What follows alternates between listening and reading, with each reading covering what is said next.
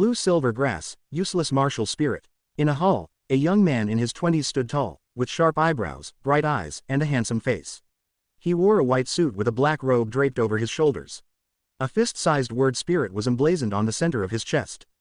The young man gazed at the wheat-skinned boy in front of him with disappointment and called out softly, "Next." "Uncle, you haven't tested my spirit power yet. There's no need to test. I've never seen anyone with the blue-silver grass martial spirit possessing spirit power." "Uncle, just test the spirit power. It won't take long." "Fine, then we'll test it." The scene before the hall was unfolding just as the little boy had expected. The boy had black hair, black eyes, and clothes covered with overlapping patches. His wheat-colored skin and deep eyes seemed to see through everything. This boy's name was Yi Feng. He had come to this hall to awaken his martial spirit. "Your case is very unusual. A genius with full innate spirit power is rare in a century. What a pity, such a pity. Even if your martial spirit was a farm tool, it would be better than the useless blue-silver grass. If that were the case, I could at least." The young man trailed off, shaking his head in regret. Glancing at Yi Feng, who was the last in line, he shouted, "Next." Tang San, standing nearby, still had many questions, particularly about spirit rings. Hearing the young man's dismissal, he stepped aside, allowing Yi Feng to enter the formation. Yi Feng stood in the formation as golden spirit power flowed into his body. The warm sensation was incredibly comforting, as if a shackle within him had been broken. Ding dong. The system detects that the host is undergoing martial spirit awakening, triggering the conditions for system activation. The system will now bind with the host. Binding progress, 10%. Binding progress, 20%. Binding progress, 30%. A holographic progress bar appeared in Yi Feng's mind. A system, I'm finally getting my golden finger. 6 years. System, do you know how I've spent these 6 years? A golden finger, I'm finally going to have my own golden finger. I want to become stronger, and now there's hope.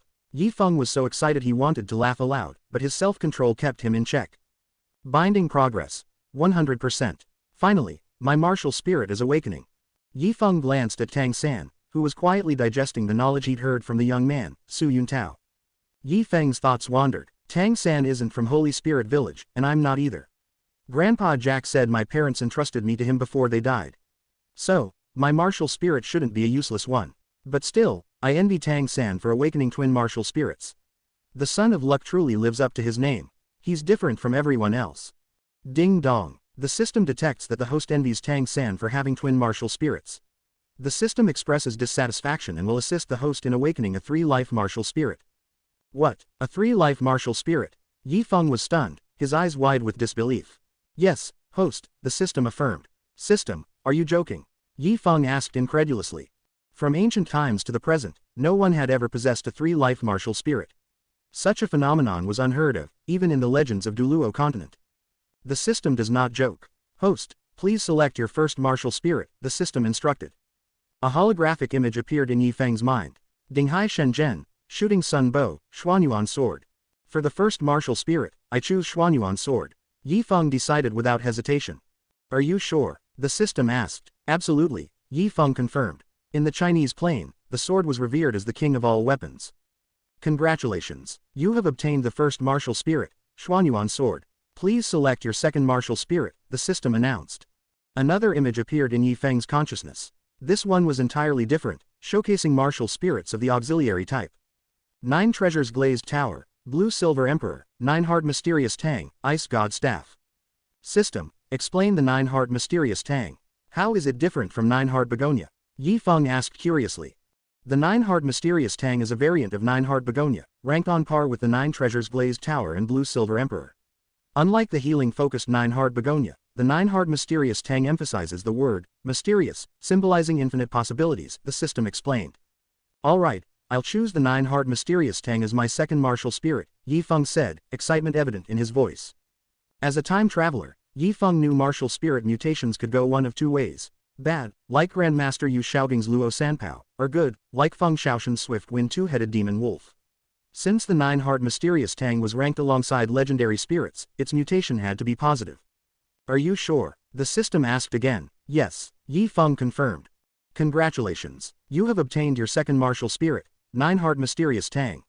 Please select your third martial spirit. Yet another image materialized in Yi Feng's consciousness. This time, it was filled with I-type martial spirits.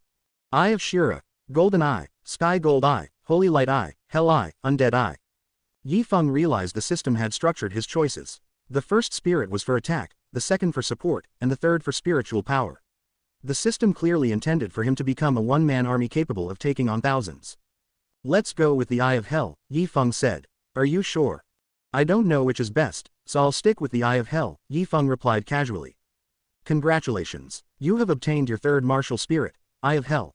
Warmth spread through Yi Feng's eyes, hands, and body. Child, are you deaf? I told you to stretch out your right hand. Su Yuntao's voice snapped Yi Feng back to reality.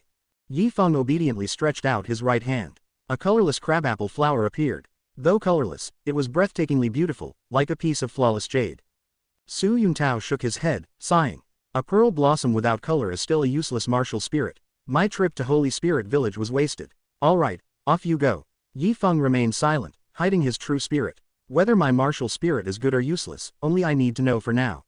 With a smile, Yi Feng looked at Su Yuntao and reminded, Uncle, you haven't tested my spirit power yet. No need to test. I've never seen a child whose martial spirit is a pair and still possesses spirit power, Su Yuntao said calmly. With a wave of his hand, he put away the 6 jade stones used for awakening martial spirits. Alright, children, you can leave now. Uncle, blue silvergrass is also a useless martial spirit, yet you tested his. It won't take long to check my spirit power. Why not let me try as well? Yi Feng insisted. Yi Feng had awakened 3 martial spirits. One of them was the Xuanyuan sword, another was the 9 hearts mysterious tang, and the third, Eye of Hell, remained an enigma, its exact grade unknown. But one thing was certain. The amount of spirit power a spirit master possesses at the moment of awakening is directly proportional to the quality of their martial spirit. Since one of Yi Feng's spirits was the Xuanyuan sword, there was no doubt, he had spirit power. Su Yuntao studied Yi Feng and felt this boy was different, just like Tang San. Alright, it won't take too much time to test your spirit power. Su Yuntao still didn't think much of Yi Feng. He reached into his storage spirit guide, flicked his fingers, and a blue crystal ball floated in front of Yi Feng. Testing spirit power was simple. One only needed to place their palm on the blue crystal ball, and it would automatically sense their spirit power level. Yi Feng glanced at Tang San before slowly pressing his palm against the crystal ball. The moment he touched it, an energy deep within him awakened. The crystal ball instantly lit up with a dazzling blue glow. The light grew stronger and stronger, illuminating the entire hall, so bright it was blinding. This is, Su Yuntao was stunned. Tang San, too, was shocked. The brightness of the crystal ball surpassed his own test earlier. Not only did the crystal ball emit an intense blue light, but it also trembled violently, unable to contain the immense power inside. Boom! The crystal ball exploded. Su Yuntao froze on the spot. Tang San stared in disbelief at the black-haired, black-eyed boy beside him. Uncle, what's my spirit power level? Yi Feng asked curiously. Su Yuntao was speechless, still reeling from what he had just witnessed. As long as the crystal ball lit up, it meant the martial spirit had spirit power. When Tang San tested his earlier, the crystal ball had shone brilliantly, confirming innate full spirit power, level 10. But now, Yi Feng had shattered the crystal ball entirely. Phew, Su Yuntao exhaled deeply, his gaze on Yi Feng filled with astonishment. Back when he became a deacon of the Spirit Hall, Ma Shunuo, the deacon of Notting City's Spirit Hall, had told him that the crystal ball's limit was level 20. If the spirit power exceeded level 20, the crystal ball would explode. In other words, this child, who had awakened a pair martial spirit, possessed spirit power beyond level 20. He was actually an innate grand spirit master. Uncle, Yi Feng called softly. Su Yuntao's shock deepened, and he blurted out, Kid, your innate spirit power is level 20. Innate full spirit power, level 20, Tang San murmured. Yi Feng's spirit power was 10 levels higher than his.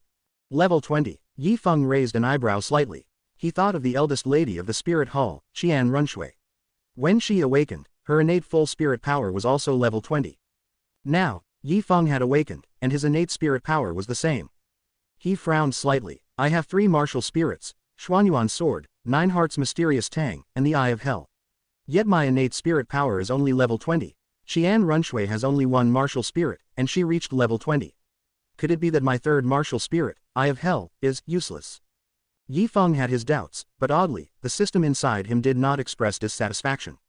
That was strange. Could it be that his innate spirit power wasn't actually level 20? The more Yi Feng thought about it, the more convinced he became. His true spirit power level might be higher than level 20. Child, come back to the Spirit Hall with me, Su Yuntao suddenly said. Enroll in the Spirit Hall Spirit Master Academy and receive professional training. With your talent, you'll at least be a deacon like me by the time you graduate. Many people awaken their martial spirits without spirit power, dooming them to an ordinary life. Though Yi Feng's martial spirit was a pair, which was seemingly useless, his innate spirit power was level 20. If he obtained 2 spirit rings, he could immediately become a grand spirit master. He met the admission requirements for the Spirit Hall's Academy. The Spirit Hall Spirit Master Academy. Is it in Notting City? Yi Feng asked knowingly. The Spirit Hall Spirit Master Academy is in Spirit City, several hundred kilometers from here, Su Yuntao replied. That far? Yi Feng smiled. Then I'd rather not go. I'm still young, and I don't want to study too far from home. As he spoke, he glanced at Tang San. Just now, he had briefly communicated with the system. The system bound to him was called the Supreme Chaos Creation Heaven Supreme Ancestor Supreme Subversion Disobedience System, abbreviated as the Disobedience System. The system had granted Yi Feng triple martial spirits in response to its dissatisfaction with Tang San's twin martial spirits. Since that was the case, Yi Feng had no intention of leaving Tang San's side.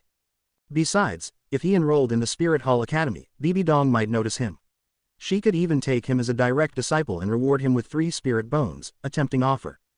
But Yi Feng was a transmigrator. He knew how the future of Douluo continent would unfold. If he followed Tang San, he could predict everything that would happen. If he joined the Spirit Hall Academy, events around him would become unpredictable. Moreover, if he ever wanted to join the Spirit Hall, he would have another chance during the Continental Advanced Spirit Master Academy Elite competition. If he joined then, he would enter with honor, making it far more significant than going now. After considering all this, Yi Feng declined Su Yuntao's invitation. He had his own plans. All right, Su Yuntao said. If you change your mind, come find me in Notting City. There are still 3 months until the Spirit Hall Spirit Master Academy opens. Since Yi Feng's martial spirit was a pearl, Su Yuntao didn't think much of him anymore. He stopped trying to convince him and walked out of the Spirit Hall of Holy Spirit Village. Master, how about it? Are there any children in our village who can become spirit masters this year? Old Jack asked anxiously. Well, there are 2 of them, and they both have innate full spirit power. Su Yuntao replied. Innate full spirit power. Old Jack's eyes lit up. One has an innate full spirit power of level 10, and the other has an innate full spirit power of level 20. Su Yuntao added. Another one with innate full spirit power at level 20. Old Jack's eyes widened, and he stood there in a daze, too stunned to speak. For a village like this, the appearance of a child with even a little spirit power was already a rarity. As for someone with innate full spirit power at level 20, that had never happened in Holy Spirit Village. Alas, what a pity. One of them has the blue silver grass spirit, and the other has the pear spirit. Do you understand? Su Yuntao said regretfully. Blue silver grass, pear, innate full spirit power. Master, is there really no way to cultivate the blue silver grass and pear spirits? Old Jack asked, unwilling to accept it. It's not that they can't be cultivated at all. But tell me, what do you think blue silver grass and pear will evolve into as their spirit levels improve? Su Yuntao said flatly, glancing at Yi Feng and Tang San, who had already walked out of the hall. He sighed regretfully. A useless spirit is still a useless spirit. Such a pity for these 2 with innate full spirit power. Well, I still have to visit other villages to help awaken martial spirits, so I'm leaving now. After Su Yuntao finished speaking, he turned around and left, leaving old Jack deep in thought. Grandpa Jack, what is a spirit ring? How can one obtain a spirit ring? Tang San walked up and asked. I don't know exactly what a spirit ring is either. But to obtain one, it seems you have to hunt spirit beasts. That's something only spirit masters can do. Old Jack answered, then looked at Tang San and asked, Xiao San, are you the child with innate full spirit power that the master mentioned? I only have level 10 innate full spirit power. But Yi Feng, his is at level 20. Tang San glanced at Yi Feng, who was walking slowly behind him, his tone carrying a trace of envy. Think about it. Tang San had practiced Xuantian Gong for years, yet his spirit power was still 10 levels lower than Yi Feng's. Even with cheats, he couldn't catch up. Yi Feng, is your innate spirit power really level 20? Old Jack asked, his reaction to Yi Feng's talent far less enthusiastic than his reaction to Tang San's. Yes, Yi Feng replied. Show me your spirit, Old Jack requested.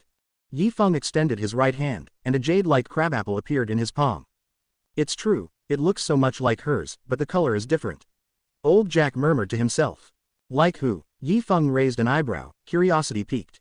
A spirit master's spirit is usually inherited from their parents. Most people inherit the spirit of either their father or mother, though some may awaken ancestral spirits from their grandparents or even further back in their lineage.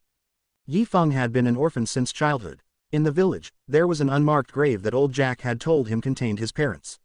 No matter how much Yi Feng asked, old Jack refused to reveal anything more about them. All the villagers knew was that one day, old Jack had returned from outside the village with 2 corpses on a carriage and a crying baby in his arms. That baby was Yi Feng. Now, old Jack's words stirred something in Yi Feng's heart. Yi Feng, you are not allowed to become a spirit master. Do you hear me? Old Jack ordered sternly. Why not? Yi Feng demanded. If I say no, then it's not allowed. Old Jack's tone was firm. No way, I decide my own fate. Yi Feng shot back. You. Old Jack stared at him angrily, paused, then seemed to think of something. His expression suddenly became calm.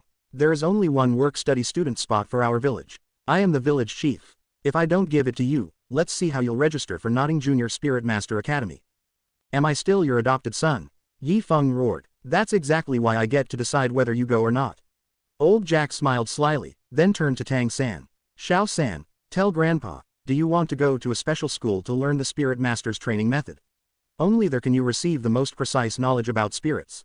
You'll have to ask my father first. Tang San replied. Good boy, that's how it should be, you should always ask your father first. Come, I'll take you home. Old Jack patted Tang San's head, completely ignoring Yi Feng, whose talent far exceeded Tang San's. Grandpa Jack, you just said there's only one work-study student spot for our village. Yes, and it's yours. But, Yi Feng's spirit power is higher than mine. So what? His useless spirit won't evolve into anything worthwhile. It just feels unfair to him. I am the village chief, and I raised him. Wouldn't it be unfair if I gave the work-study spot to him instead of you? Old Jack and Tang San walked away, their voices fading into the distance, leaving Yi Feng standing alone. Yi Feng picked up a stone from the ground and hurled it at the stone pillar that bore the imprint of a spirit saint's hand. Damn it, he cursed.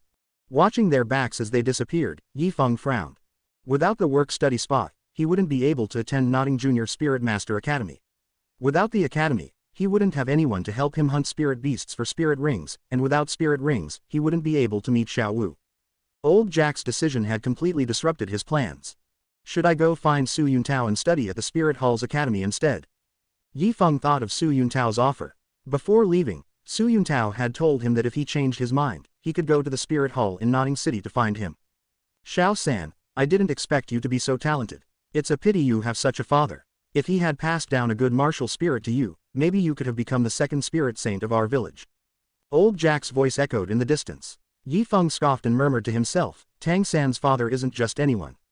He's the legendary Clear Sky Douluo, one of the strongest spirit masters alive. And Tang San inherited his father's Clear Sky hammer. The moment he goes home, Tang Hao will definitely agree to let him attend the Spirit Master Academy. Damn, I really envy Tang San for having a titled Douluo as a father. If I had one, I wouldn't have to worry about being too poor to even afford to go to a Spirit Master Academy. Ding, the system has detected that the host envies Tang San for having a titled Douluo as a father. The system is dissatisfied and has granted the host a titled Douluo master. Give me a master. Yi Feng was dumbfounded. He had just been thinking about how Tang San had a titled Douluo father, and now the system had actually given him a master. And not just any master, a titled Douluo level master. Whoosh, a sharp sound sliced through the air as a figure descended from the sky. The newcomer was an elderly man, dressed in a spotless white robe. His long silver hair was neatly combed back, and he had a face as smooth as a baby's, exuding an aura of simplicity and serenity. His expression was indifferent, his eyes seemingly ignoring everything around him. Yet, just by standing there, he radiated an aura that made it feel as though he was the only person in the world.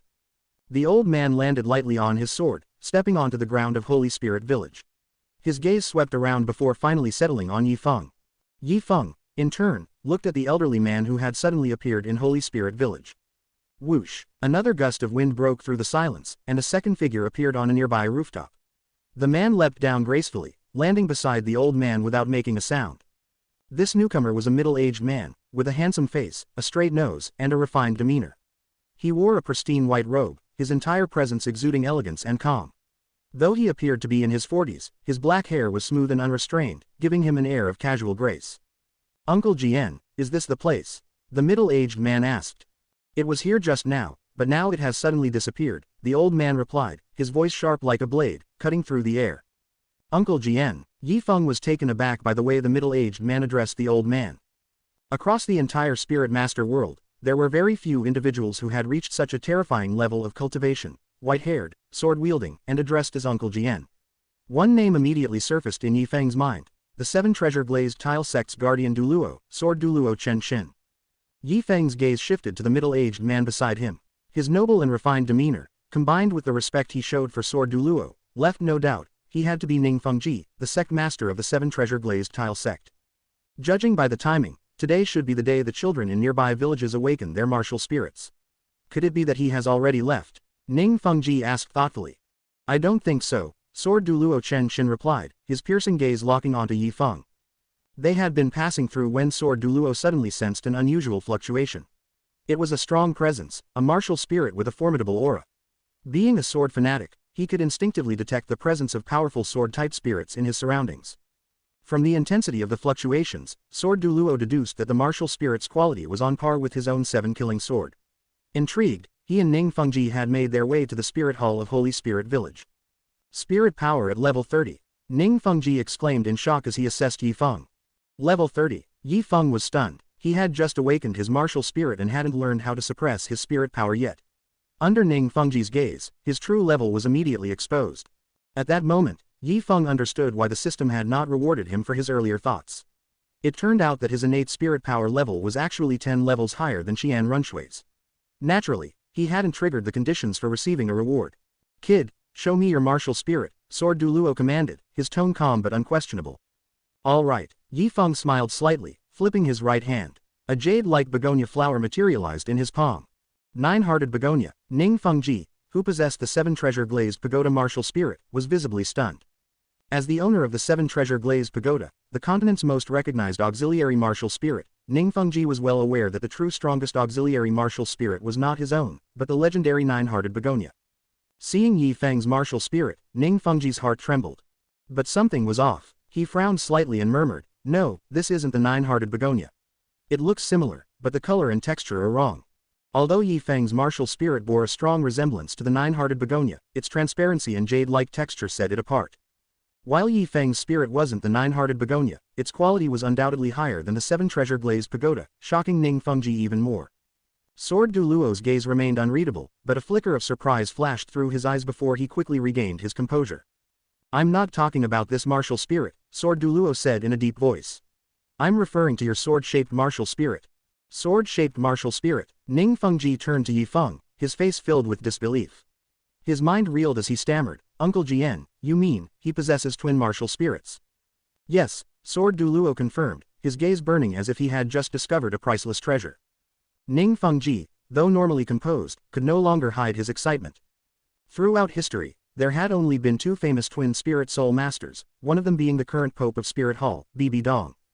For a spirit master to possess two martial spirits meant they could eventually have 18 spirit rings instead of 9, an overwhelming advantage.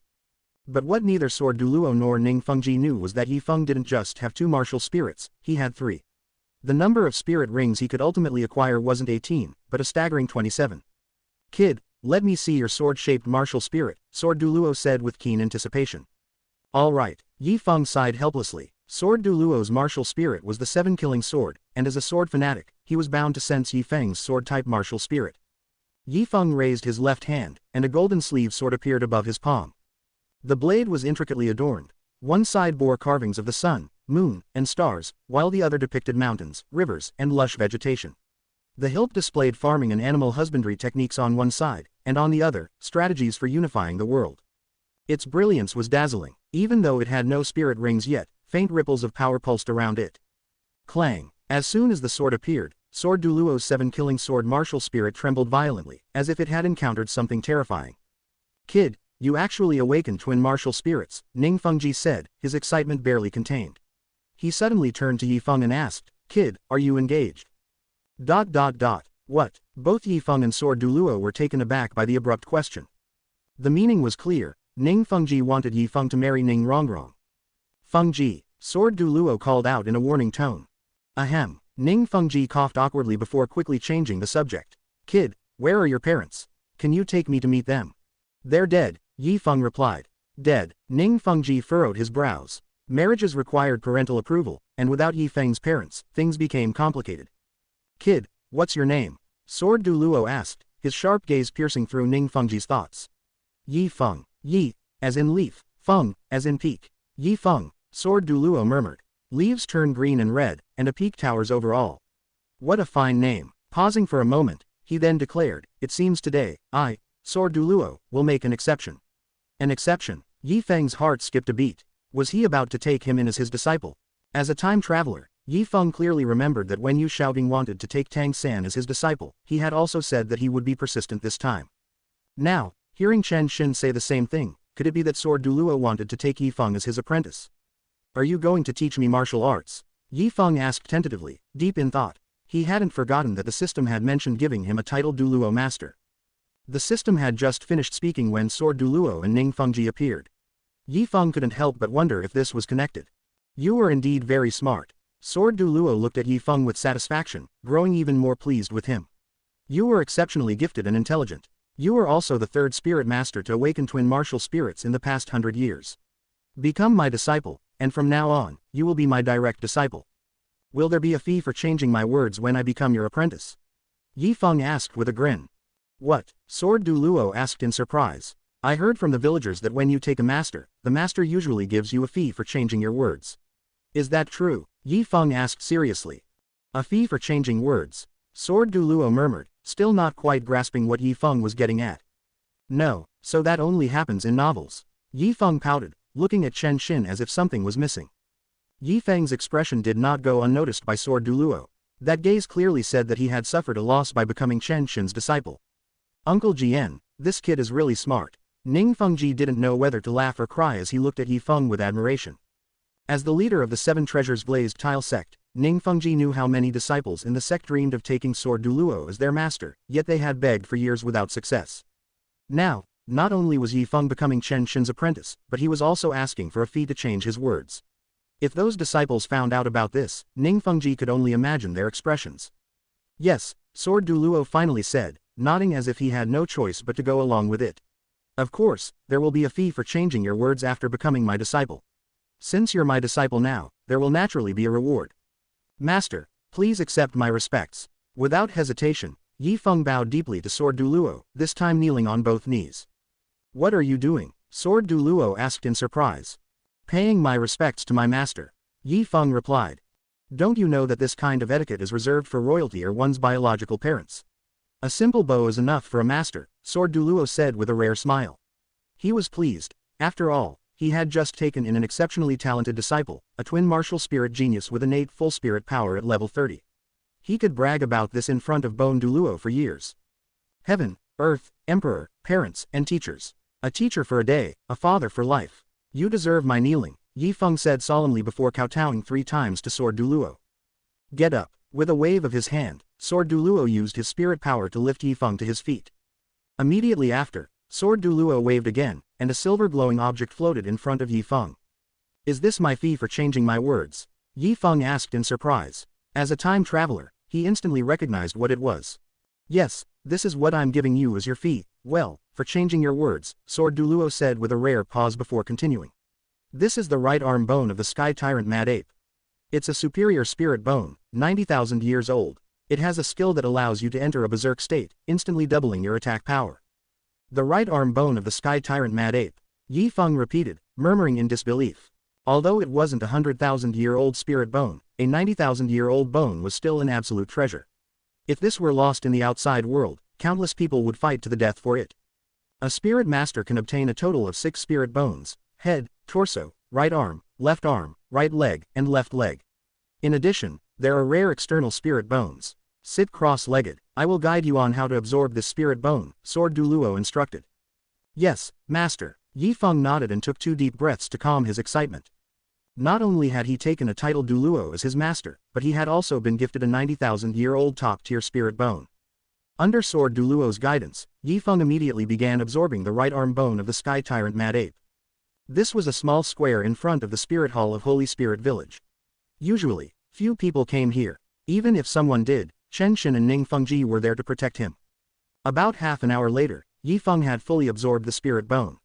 He could feel the explosive power surging within his arm. With just a thought, his strength would double. He decided to call this strange ability double combat power. Yi Feng, come back with us to the 7 Treasures Glazed Tile sect, Sword Douluo invited. No, master, I want to enroll in Notting City Junior Spirit Master Academy and learn all the foundational knowledge about Spirit Masters, Yifeng politely declined. With a system as unique as his, he had already gained immense benefits in such a short time. Following Tang San meant more opportunities for growth and further benefits. If he went to the Seven Treasures Glazed Tile sect, it wouldn't be much different from joining the Spirit Hall. His path would become predetermined. Yifeng had no interest in that. Sword Douluo hesitated for a moment before sighing. Seeing Yifeng's firm resolve, he compromised. All right, but you must promise me one thing. What is it? Yifeng asked curiously. Without my permission, before you become a titled Douluo, you are not allowed to add any spirit rings to your second martial spirit, Sword Douluo said seriously. All right, Master, Yifeng agreed without hesitation. He understood why Chen Xin made such a request. He wanted Yifeng to attach only 10,000-year-old or higher spirit rings to his second martial spirit. Yifeng then grinned mischievously. I can't add spirit rings to my second martial spirit, but, can I add them to my third martial spirit? Sword Douluo was Yifeng's master, and the fee for changing his words had been a priceless 90,000-year-old spirit bone. Meanwhile, Ning Fengji and Sword Douluo shared a deep bond, with the latter being the guardian Douluo of the former's sect. Yifeng had no plans to hide his three-life martial spirit from these two key figures in his life. Of course, that was because he trusted their character. What, you have a third martial spirit? Both Sword Douluo and Ning Fengji were stunned, their faces filled with shock. Yeah, Yifeng nodded. Wait, are you saying that you have awakened a three-lives martial spirit? Ning Fengji asked, his tone filled with disbelief. Yes, Yifeng nodded again. Ning Fengji and Chen Xin exchanged glances, shock evident in their eyes. What is your third spirit? Ning Fengji asked curiously, still skeptical. He found it hard to believe that someone in this world could possess a three-lives martial spirit. A three-lives martial spirit. A spirit master who awakened such an ability would be capable of adding 27 spirit rings in total. Phew, just imagining it was terrifying. My third spirit is called the Eye of Hell, Yifeng said as he summoned it. His eyes turned completely black, a deep, eerie darkness that seemed capable of swallowing one's soul if stared at for too long. Three lives martial spirit, three lives martial spirit. Both Ning Fengji and Chen Xin exclaimed simultaneously, their bodies stiffening in shock. They stared at Yifeng as if he were some legendary creature. It wasn't until he withdrew his Eye of Hell that they finally snapped out of their daze. Uncle Jian, you've really struck gold this time. Ning Fengji grinned, sincerely congratulating Chen Xin. Yeah, this trip to the Barak Kingdom was definitely worth it, Chen Xin replied, his gaze burning with excitement as he looked at Yifeng, as if he had found a priceless treasure. Yifeng, listen carefully. From now on, you must never reveal to anyone that you possess a three lives martial spirit. To the outside world, you will only acknowledge the spirits recorded in the Spirit Hall's certificate. Do you understand? Got it, Master, Yifeng responded. Then, with a teasing smile, he asked, so, can I add spirit rings to my third spirit? Chen Xin froze for a moment. He was old and experienced enough to recognize when someone was showing off, and right now, Yifeng was absolutely flexing. He was flaunting the fact that he had a three lives martial spirit. But then again, even if Yifeng wanted to keep a low profile, his overwhelming talent wouldn't allow it. Of course not, Chen Xin said, his voice stern. Your third spirit must follow the same rule as your second spirit. You are not allowed to add any spirit rings until you become a titled Douluo. By then, all your second and third spirit rings will be at least 10,000-year spirit rings. 10,000 years, Yifeng asked flatly. Yes, Chen Xin confirmed, nodding. He didn't seem to notice Yifeng's indifferent tone. Yifeng clearly wasn't satisfied with just 10,000-year spirit rings. Come here, disciple, Chen Xin instructed, summoning his seven-killing sword. He gestured for Yifeng to step onto it. In an instant, they soared into the sky and landed on a mountaintop. Holy Spirit Village was surrounded by mountains and rivers. Right now, a massive mountain blocked their path. Chen Xin's eyes gleamed silver, and his aura surged. Watch closely, he instructed. As soon as he spoke, the seven-killing sword's aura fused with the surrounding spirit power. In this moment, Chen Xin and his sword became one, there was no longer any distinction between them. Then, with a casual wave of his hand, a sword aura hundreds of feet long materialized. It slashed toward the mountain in front of them with unstoppable force. Boom! The earth trembled violently as dazzling silver light painted the entire landscape. The intensity of the radiance made it impossible to keep one's eyes open. A powerful shockwave spread across the area. Meanwhile, in Holy Spirit Village, Sword Douluo, Tang Hao murmured in shock. From the sheer force of the spirit power fluctuations, Tang Hao instantly recognized the person behind the attack. Tang Hao, I've decided, Old Jack suddenly announced, stepping out of the blacksmith shop with his cane. This year's village work-study quota will go to Xiao San. He will attend Notting City Junior Spirit Master Academy. As for the travel expenses, the village will cover everything. That's final. Now, I need to go check out what caused that explosion just now.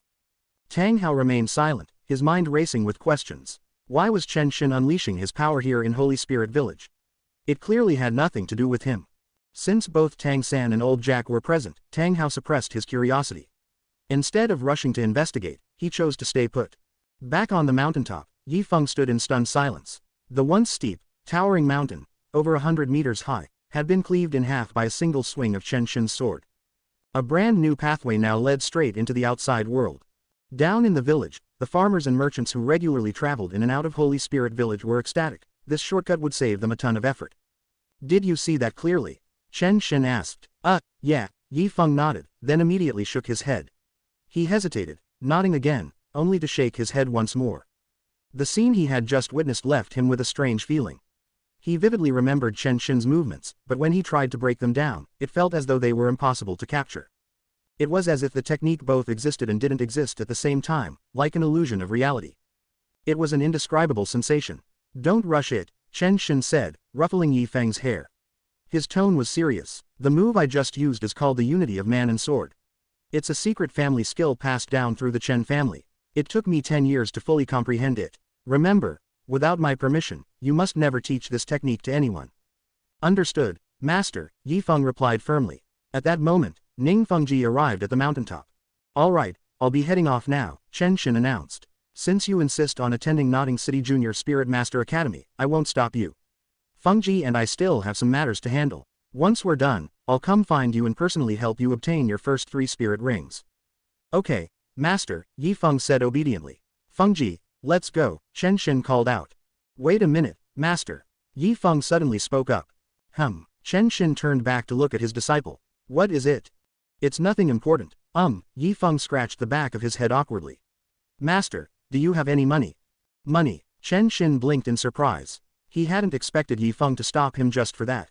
Yeah, Yi Feng nodded sheepishly. I need to pay a registration fee to enroll in the academy. It's not much, just 5 gold spirit coins. Don't worry, I'll pay you back once I have the money. Ha ha ha, Chen Xin burst into laughter, and Ning Fengji quickly followed suit. With a flick of his finger, Ning Fengji pulled out a black card from his storage spirit guide and handed it to Yi Feng. There are 10,000 gold spirit coins on this card, Ning Fengji said with a smile. Use it however you like. Consider it my gift to you. Uncle Jian already gave you a present, so just treat this as Uncle Ning's gift. Shenggan village was surrounded by beautiful mountains and clear waters, with birds singing and the fragrance of nature filling the air. The mountain behind Shenggan village was the burial ground for the deceased ancestors of the village. According to burial customs, a person's birth and death dates, along with various details about their father and children, had to be engraved on the tombstone. However, in the back hills of Shenggan village, there were 2 very peculiar tombs. Each had only 4 simple characters engraved on them, Yi's tomb. Standing in front of these 2 graves was an old man who appeared to be in his 60s. Tall and thin, the old man still carried a dignified presence. His clothes were clean and tidy, and his hair was meticulously combed. Looking at the tombstones, he sighed and muttered emotionally, You too, I really had no other choice. I scolded him, I tried to stop him, but he still insists on becoming a spirit master. Today, I don't know who he chose as his master, but he pulled out a black card and said he's going to Notting City to enroll in school. Before you both passed, I promised I wouldn't let him become a spirit master. But things didn't go as expected. I really can't control him anymore. I can only let him go to Notting City Junior Spirit Master Academy to study. He's truly talented. His innate full spirit power is at level 20. Maybe our Holy Spirit Village will produce another spirit saint. This time, let me be the villain. If you want to blame someone, blame me. As he spoke, old Jack grew more and more emotional. He couldn't help but raise 2 fingers toward the tombstones. So you finally agreed. A sudden voice startled old Jack. He looked around and saw a child climbing down from a large tree about 7 meters away. Yi Feng, get down from there, old Jack shouted. I should have been allowed to go to school a long time ago, Yi Feng said as he climbed down, landing beside old Jack. Then he asked, Grandpa Jack, now that I'm going, can you finally tell me how my parents died? They died of illness, of course, old Jack said, his eyes flickering slightly. He was obviously hiding something. Then he quickly changed the subject. Yi Feng, you can make your own lunch today. I have to go to Notting City. Why are you going to the city? Yi Feng asked, puzzled. To handle your enrollment, of course. While I'm there, I'll try to secure another work-study spot. Our village produced a spirit saint, after all, old Jack replied. Grandpa Jack, I have the money for enrollment. Yi Feng took out the black card given to him by Ning Fengji. A black card was a symbol of status. Only those with a certain level of wealth received such savings cards from financial institutions. I know you have money, old Jack said as he gently patted Yi Feng's head. But you still have a long life ahead of you, and you'll need money in the future. If you become a work-study student, you can save 5 gold spirit coins per semester. 3 months later, Tang San had successfully persuaded Tang Hao to let him attend school. Meanwhile, old Jack had secured 2 work-study spots. Together with Yi Feng, they happily set off for Notting City. Initially, Yi Feng insisted on not being a work-study student. However, he couldn't win against old Jack's frugality. In the end, he reluctantly agreed and entered Notting City Junior Spirit Master Academy as a work-study student. Xiao San, Yi Feng, once you both enter the academy, don't leave without permission. I'll come to pick you up at the end of the semester, old Jack instructed. Grandpa Jack, are you leaving so soon? A hotel isn't something poor folks like us can afford, old Jack said with a sigh. You two must do your best. I hope that when I see you again, you will have become spirit masters. He reached out and ruffled their hair affectionately. Right next to them was a well-decorated hotel, a clear step above a regular inn. Wait for me, Yi Feng suddenly said. He slipped out of old Jack's reach and walked into the hotel. A short while later, he returned. Yi Feng, what were you doing just now? Old Jack asked curiously. Here, take this, Yi Feng said, handing him a card. What is this? Old Jack asked. A room key card. You use it to open the hotel room, Yi Feng replied. A key card. You booked a room. Old Jack was stunned, looking at Yi Feng in disbelief. Obviously, can't you see it's about to rain? If you catch a cold and get a fever, I'll have to take care of you, that would be a huge hassle. Just listen to me and stay for one night before heading back. Even if you leave now, you won't make it home before dark. For a moment, old Jack felt like the 6-year-old child in front of him wasn't a child at all but an adult. Nonsense. This is a hotel. I heard it costs 1 gold spirit coin per night, old Jack protested. Not 1, 2, Yi Feng corrected. What, 2? Old Jack was completely shocked. He quickly tried to return the key card to Yi Feng, but Yi Feng refused to take it. Go return it. 2 gold spirit coins could buy so much food, old Jack said, his heart aching at the thought of wasted money.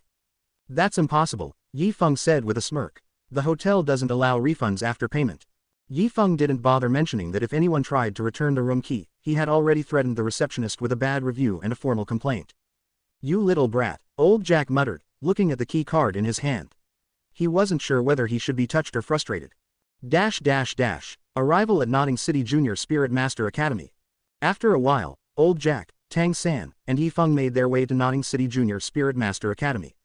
From a distance, they saw a towering archway. The arch was 20 meters wide and 10 meters high, built with sturdy stone.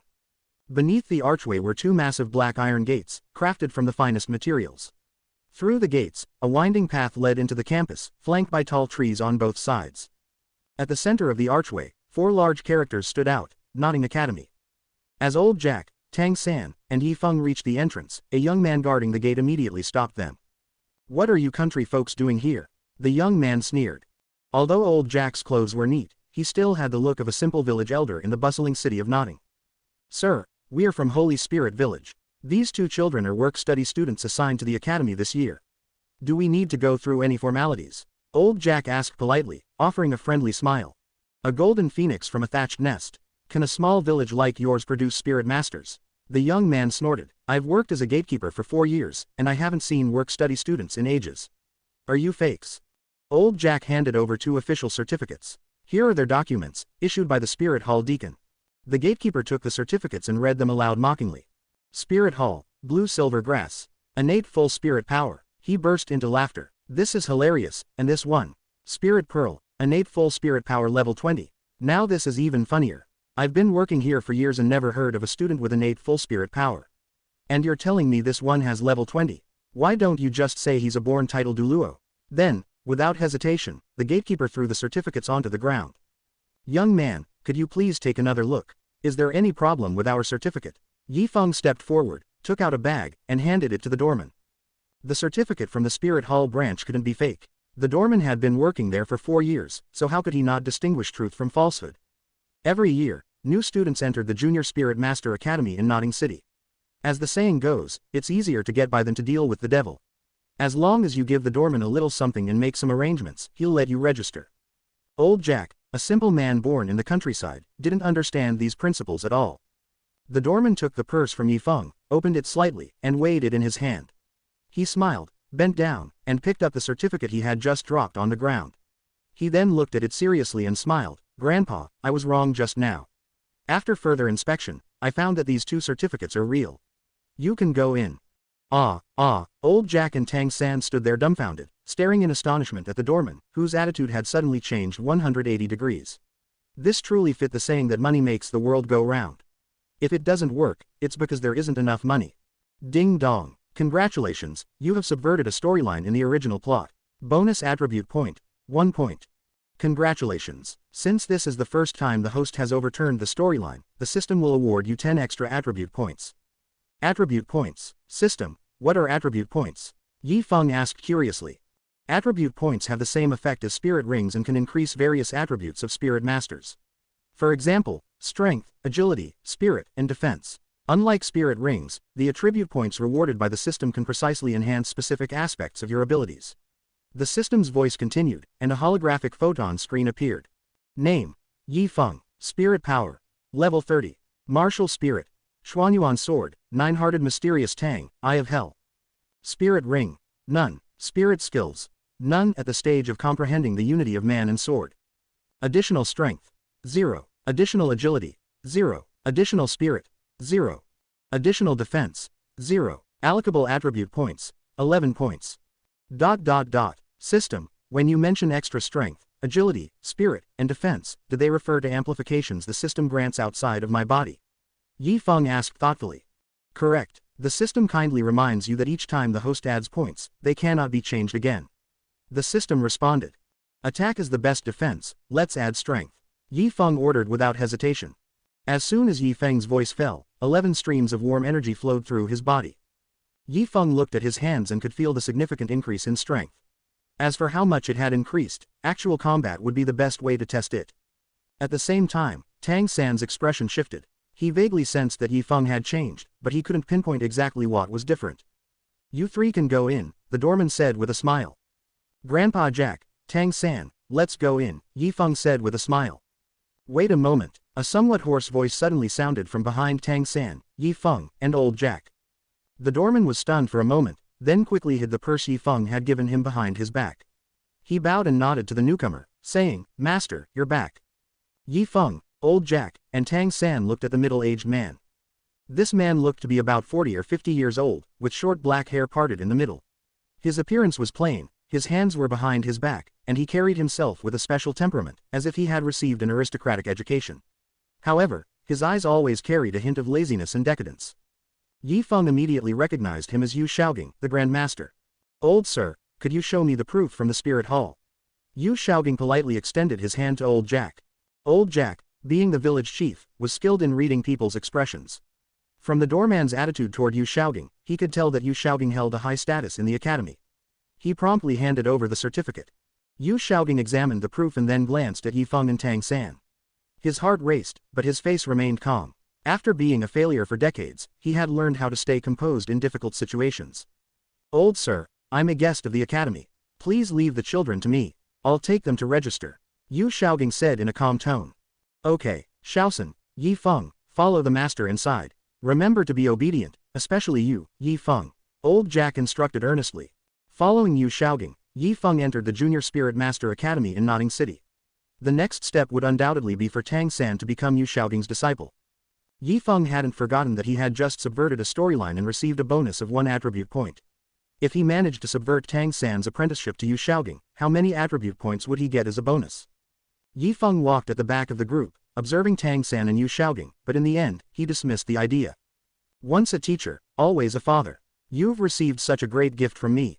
Soon, a familiar scene unfolded. After an argument with Yu Shaoging, Tang San was deeply impressed by the man's knowledge and talent, and became his disciple. What about you, Yifeng? Yu Shaoging had accepted Tang San as his disciple, and now his gaze fell on Yifeng. To Yu Shaoging, Tang San was indeed excellent, but Yifeng was even better. Tang San's innate full spirit power was level 10, while Yifeng's innate full spirit power was level 20. Of course, this was what was written on the certificate from the spirit hall. To Yu Shaogang, the person he truly coveted was not Tang San, but Yi Feng. Me, what? Yi Feng paused and then asked thoughtfully, don't you want to take me as your disciple? Are you willing to let me guide your martial spirit? Yu Shaogang continued, you are the fourth person to awaken twin martial spirits in the past 100 years. What? Twin martial spirits? Tang San was stunned, staring at Yi Feng in surprise. Teacher, you said Yi Feng also awakened twin martial spirits. Yes, Yu Shaogang affirmed, looking at Yi Feng with fiery eyes, as if he saw a mountain of gold. He had eaten and drunk for free in Notting College for so long, what was his purpose? It was to find outstanding students and prove his own worth through them. Yu Shaogang never imagined that he would find two such talents at once. In his mind, Yi Feng would undoubtedly become his disciple, just like Tang San. Faced with Tang San and Yu Shaogang's expectations, Yi Feng didn't deny it, tacitly agreeing. However, he didn't have twin martial spirits, he had triple martial spirits. Are you willing? Yu Shaogang asked. I don't want to, Yi Feng replied. Can you tell me why? Yu Shaogang asked curiously. Because I already have a teacher, Yi Feng replied. You already have a teacher? Yu Shaogang asked in surprise. Yi Feng, when did you become someone's disciple? How come I didn't know? Tang San also looked at Yi Feng in surprise. When my spirit awakened, Yi Feng answered truthfully. Awakening the spirit, Tang San paused, thought for a while, and asked in surprise, Yi Feng, you are not taking Su Yuntao as your master. Su Yuntao? Yu Shaogang was stunned. What's wrong? Do I need other people's consent before I can become their disciple? Yi Feng did not give a direct answer, but asked Tang San and Yu Shaogang in a somewhat impatient tone. To become someone's disciple, you don't need other people's consent. It only requires both parties to be willing. Yu Shaogang looked at Yi Feng with pity, sighed softly, and murmured, any spirit master can only have one master in his lifetime. What a pity, such a good seedling.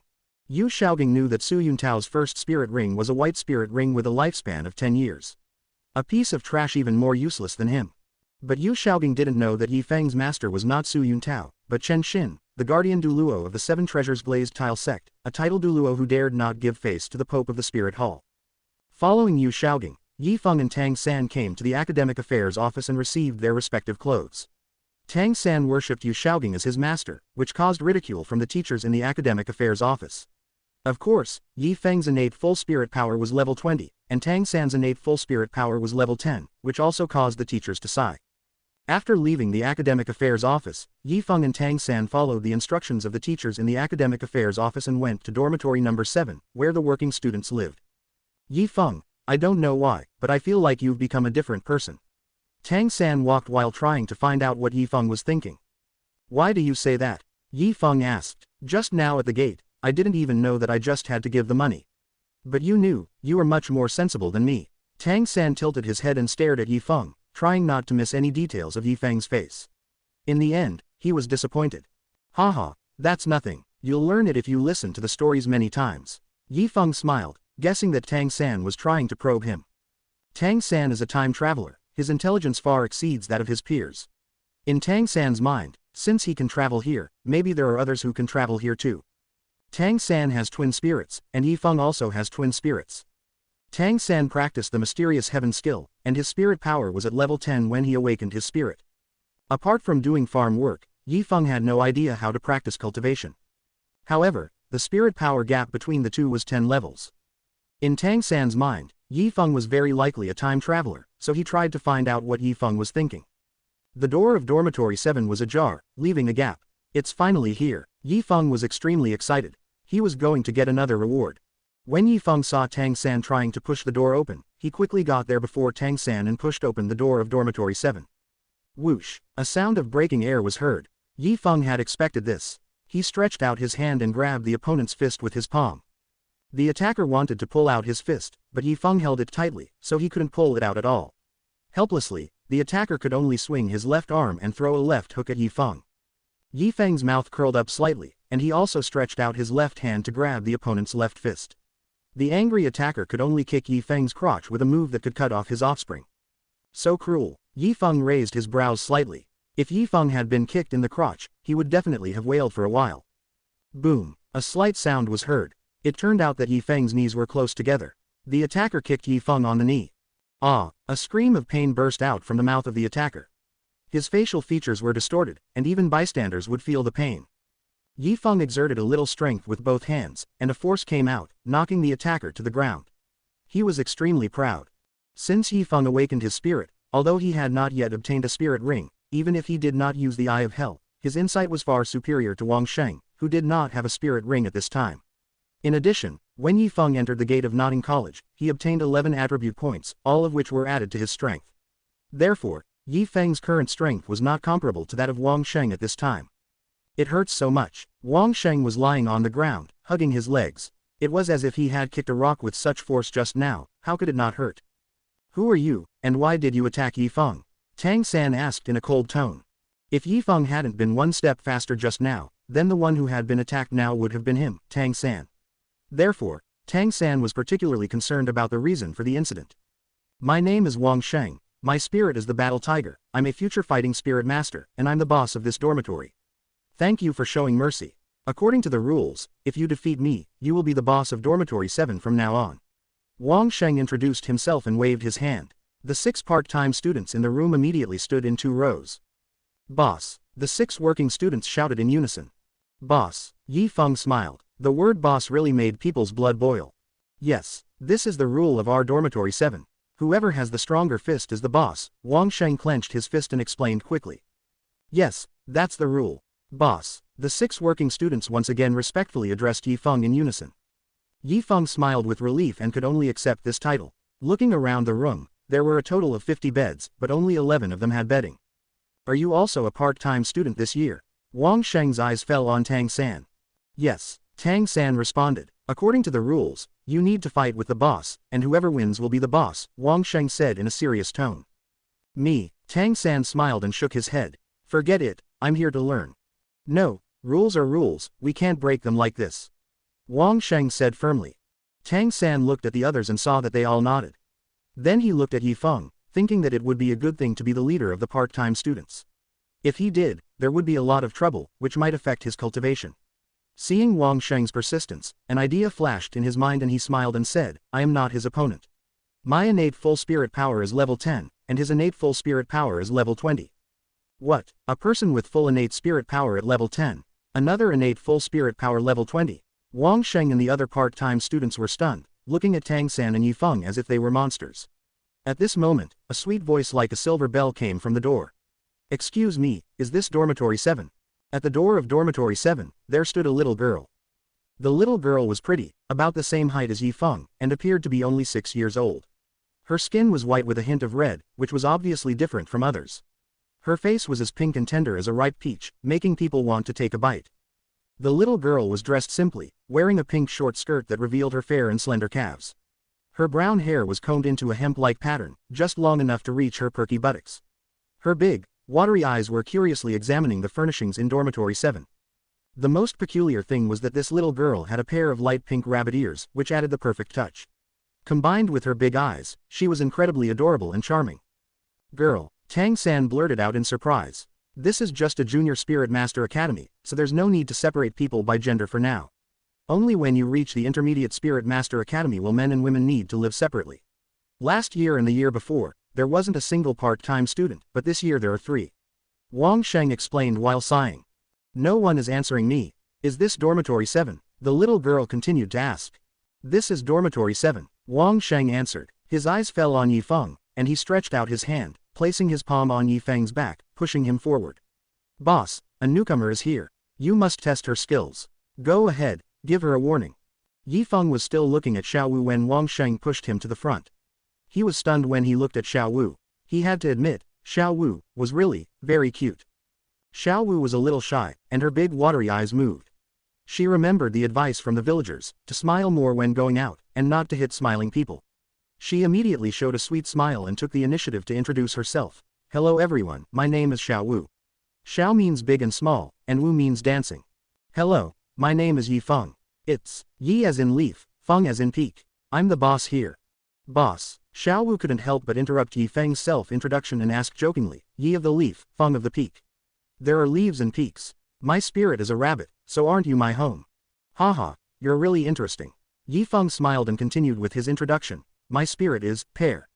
It's like this, we have a rule in Dormitory 7 that new students must spar with the boss.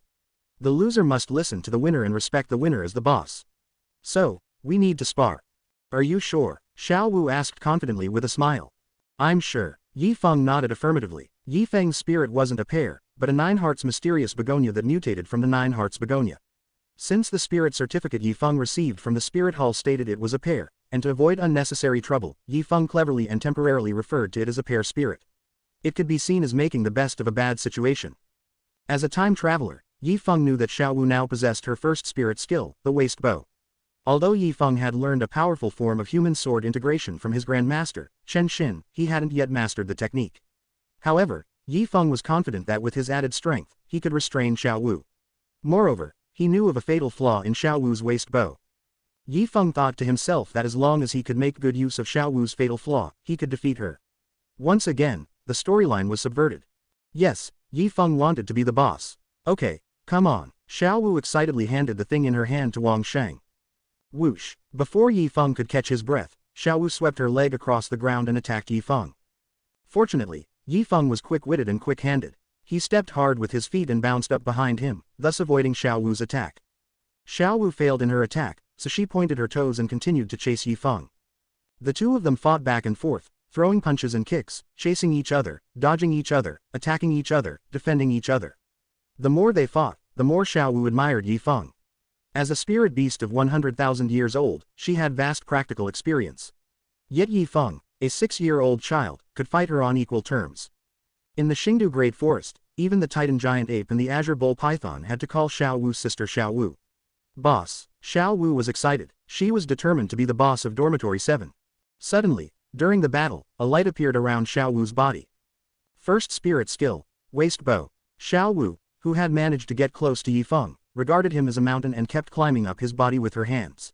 She appeared on Yi Feng's right side, and then on his left. Just when you thought she was behind you, she suddenly moved in front of you with a soft and boneless look. She grabbed your hands with a smug smile on her lips, and her legs stretched to your waist. What a trick! The rabbit kicks the eagle. It happened in the blink of an eye. Seeing Xiao Wu was about to succeed in grabbing Yi Feng's wrist, Yi Feng was quick-witted and quick-handed, with a smug smile on his lips. He had been waiting for this moment. Boom! Yi Feng suddenly turned his palm over and grabbed Xiao Wu's wrist just like she had grabbed his. At the same time, he stepped hard with his foot and rushed forward. It is worth mentioning that Xiao Wu was now in front of Yi Feng. Bang! Before Xiao Wu could even glare at Yi Feng's waist, Yi Feng pounced on her, like a tiger pouncing on a rabbit. Ouch! Xiao Wu cried out in pain. The next second, Xiao Wu's nerves tensed. Due to the inertia of falling, Yi Feng's head. Oh no, not his head, his lips were actually moving closer to Xiao Wu's lips. Oh no, Xiao Wu cried out. First kiss, seems to be gone. This was the thought that came to Xiao Wu's mind. Her mind went blank, and she wanted to cover her face with her hands, but everything happened too quickly, and she didn't have time to react. 1 second, 2 seconds, 5 seconds. Xiao Wu stared at Yi Feng, who was so close to her. She couldn't help but breathe a sigh of relief. Yi Feng's nose was only 2 or 3 centimeters away from hers. Her first kiss had been saved.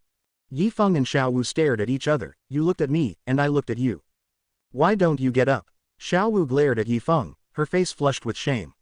She had never suffered such a big loss before. Thank you, Yi Feng said. Yi Feng let go of Xiao Wu and climbed off her body.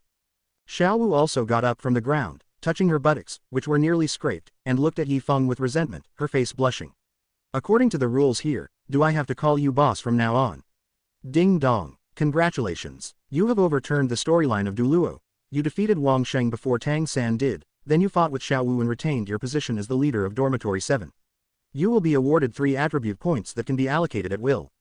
2 storylines, but I got 3 attribute points. Yi Feng was extremely shocked. When Yi Feng entered the gate of Notting College, a small storyline was subverted, and he was rewarded with an attribute point that could be allocated at will. Now, he had obtained the position of boss of the 7th dormitory and was rewarded with 3 attribute points that could be allocated at will. Only Yi Feng himself knew the benefits of attribute points. You can call me whatever you want. You can call me Yi Feng, Boss Yi, or Boss. Yi Feng said casually. Then, I'll call you Yi Feng. Xiao Wu's eyes rolled. After all, she was the younger sister of the Titan Giant Ape and the Azure Bull Python. If she called a human the boss, wouldn't it be embarrassing if the spirit beasts in the Stardew Great Forest found out? Okay, as long as you know in your heart that I am the boss of Dormitory 7. Yi Feng responded with a smile. Yi Feng, can you tell me what spirit skill you used just now?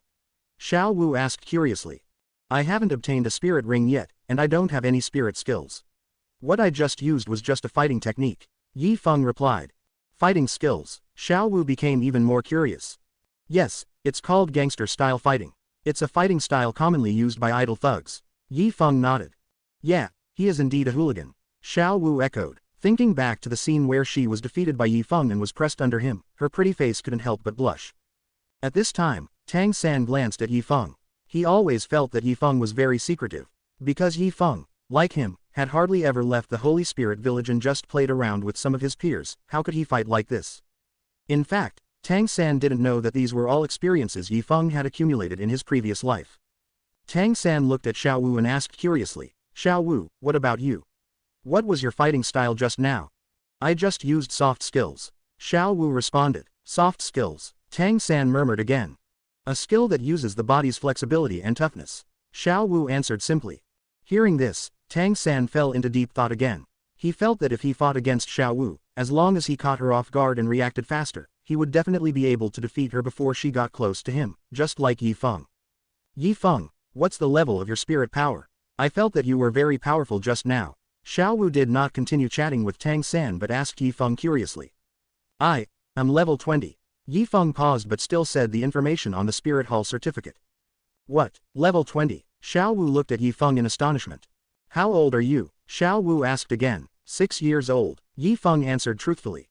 6 years old. Xiao Wu was stunned for a moment, paused, thought for a while, and continued. I remember you said just now that you haven't obtained a spirit ring yet. But your spirit power is level 20. Yes, because my innate full spirit power is level 20. Yi Feng replied. Innate full spirit power level 20. Xiao Wu was completely stunned and couldn't help but look at Yi Feng again. The little boy in front of her had a higher spirit power than her spirit beast of 100,000 years. Who among you is Tang San? At this moment, a teacher with light green hair walked into dormitory 7, holding a quilt in his hands. I'm Teacher Mo, this is the quilt that the Grand Master gave you. Thank you, Mr. Mo. Tang San, Yi Feng, and Xiao Wu are first-year work-study students. You will be responsible for the garden on the south side of the playground. You will be paid 10 bronze spirit coins a day. If you slack off, you will be expelled. There will be an opening ceremony tomorrow, and classes will start the day after tomorrow. You will start working again. I will conduct random checks from time to time. If you have any questions, please ask Wang Sheng. After Teacher Mo finished his instructions, he turned around and left dormitory 7. Xiao Wu looked left and right at other people's beds, then at her own bed, and finally, her eyes fell on the bedding in Tang San's arms. Xiao Wu, can you use mine? Xiao Wu, can you use mine? Xiao Wu, use mine. My bedding has been exposed to the sun this morning. Wang Sheng and other part-time students, it was a rare opportunity for such a little loli to come, so naturally, they had to take good care of her and showed their courtesy to her. Xiao Wu's eyes moved over the bedding in the hands of Wang Sheng and the others, but their bedding was dirty, so she finally looked at the bedding in Tang San's arms. Tang San was stunned and subconsciously hugged the quilt in his hands. You, by the way, I still don't know your name. Xiao Wu said. My name is Tang San. Tang San responded. Tang San, can I discuss something with you? Xiao Wu smiled awkwardly. What's the matter? Tang San raised his eyebrows and looked at Xiao Wu warily. Look, your quilt is so big, it should be enough for 2 people. Let's put the beds together and cover ourselves with it. Is that okay? Xiao Wu asked Tang San with a blush on her face. Ah, Tang San looked at Xiao Wu in surprise and declined politely. No, you are a girl and I am a boy. Men and women should not be intimate with each other. Right. Yi Feng didn't wait for Xiao Wu to reply and interrupted to reply. Tang San is right, men and women should not be intimate. Although you are still young and your bodies can't see any difference, if this matter gets out, it will be bad for your reputation after all. But, I forgot to bring bedding from home to the academy. Xiao Wu lowered her head, thinking of her mother, with a sad look in her eyes. Let me give it to you. Yi Feng touched the bracelet on his wrist, flicked his fingers, and took out a white quilt from it. The quilt was pink, with exquisite patterns embroidered on it. It felt soft to the touch, and the grade was many times higher than Tang San's, and the material used was silk. Xiao Wu took the blanket from Yi Feng and smiled. After a pause, she stopped smiling, looked at Yi Feng, and asked with concern, what about you? Don't worry, I have it too. Yi Feng touched the bracelet on his wrist again and took out a quilt from it like a magic trick. Looking at the surprised Tang San, he explained with a smile, Tang San and I didn't bring any quilts. When I passed by the hotel, I bought 2 quilts there. Originally, Xiao Wu's quilt was prepared for Tang San. Since you also forgot to bring quilts to school, this quilt came in handy. Thank you, Yi Feng. Xiao Wu said gratefully. You're welcome, Yi Feng said with a smile. Yi Feng looked at Tang San, then at Xiao Wu. He didn't know what those fanfictions were about. Why did he have to share a bed with Xiao Wu? Wouldn't it be nice to sleep in a bed by yourself and have no one to disturb your sweet dreams? Ding dong. Congratulations, you have overturned the storyline of Douluo. You prevented Xiao Wu and Tang San from sharing a bed and gave Xiao Wu a quilt as a gift. Reward. 100 points of attribute points that can be distributed. When Xiao Wu and Yi Feng spread out their respective quilts, Xiao Wu's face turned red again, because Xiao Wu found that on her and Yi Feng's quilts, in addition to the same embroidery style, they also had 4 big characters. It starts with the first meeting and ends with the end of life. Xiao Wu and Yi Feng's bedding was clearly a couple's bedding. 100 points. Yi Feng was stunned. This time, the storyline of the bed was overturned, and 100 attribute points were obtained. However, it was more than 30 times the attribute points obtained by overthrowing Xiao Wu as the boss. Which points should be allocated now? Strength, agility, spirit, defense, comma. After Wang Sheng, Xiao Wu, Tang San, and Yi Feng got to know each other. Wang Sheng, as a senior, thought that Yi Feng and his friends were part-time students who had not yet cleaned the house and probably did not have much pocket money, so he generously offered to treat the 3 of them to a meal. The cafeteria of Notting Academy is very large and can accommodate all the teachers and students of the school to eat here at the same time. As soon as you enter the cafeteria, you can smell a mouth-watering fragrance. Wow, it's so big. As for Xiao Wu, she looked here and there, looking like she had never seen the world before. It was hard not to attract the attention of others. That's right. Less than 20 seconds after Yi Feng and Xiao Wu entered the cafeteria, a discordant voice was heard from the second floor.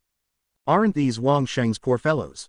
Poor fellows are poor fellows. I'm afraid they will never be able to come to the second floor to eat. Yi Feng and Xiao Wu looked in the direction of the sound, and saw 3 male students who looked to be around 11 or 12 years old standing on the railing on the second floor, pointing and taunting at Wang Sheng and the others. Xiao Wu got angry when she heard this and retorted, "Why are you so annoying? You just curse at me. Is there anything so great about the second floor? Oh, what a pretty little Lolita, but it's a pity that you're a work-study student. Otherwise, I'd be very interested in playing with you." The senior students upstairs were still sneering at Xiao Wu with disdain. Xiao Wu, the second floor is where you can order food and eat.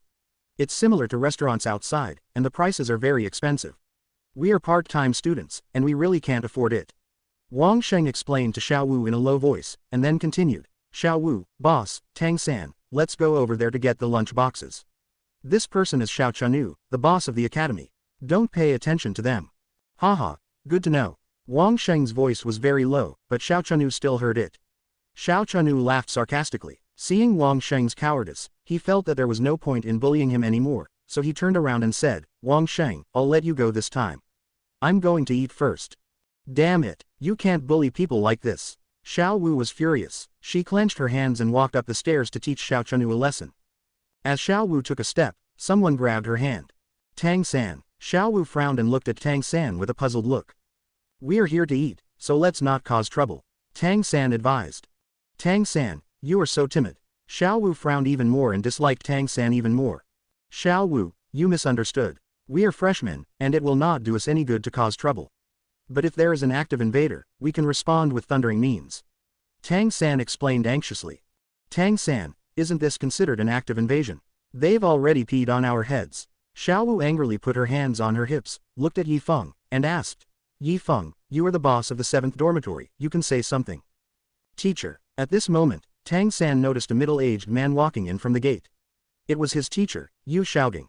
He hurried over to talk to Yu Xiaogang. When Tang San finished talking and returned to the team, Wang Sheng couldn't help but ask, "You want to take the master as your master?" Tang San nodded. Wang Sheng looked strange and kindly reminded him, "No way. His strength is not that good. It is said that he stayed in this academy as a guest official because he has a good relationship with the dean. To put it bluntly, he is a freeloader. I heard that the master is now 50 years old and has not yet broken through to the realm of a Grand Master. His spirit power is only level 29. I'm afraid he will never be able to break through again in his lifetime." When Tang San heard this, his eyes became sharp, and he said seriously, "This is the first time, and the last time. If you don't want to spar with me, please don't make rash comments about my teacher. I think you don't have to treat me. Thank you for your kindness." After Tang San finished speaking, he turned around and walked out of the cafeteria to eat the dry food he had prepared, leaving Wang Sheng dumbfounded. "What's wrong with me? I didn't laugh at him. I just advised him not to let the master waste his life and not to worship the master as his teacher. Wang Sheng was like a monk who was confused and didn't understand anything. He has too much self-esteem. Yi Feng said. Yi Feng is a time traveler who knows Tang San's past. Tang San is a person who pursues perfection and cannot tolerate any stain or regret. Otherwise, after his behavior as a thief in his previous life was exposed, he would not have impulsively jumped off a cliff to show his determination.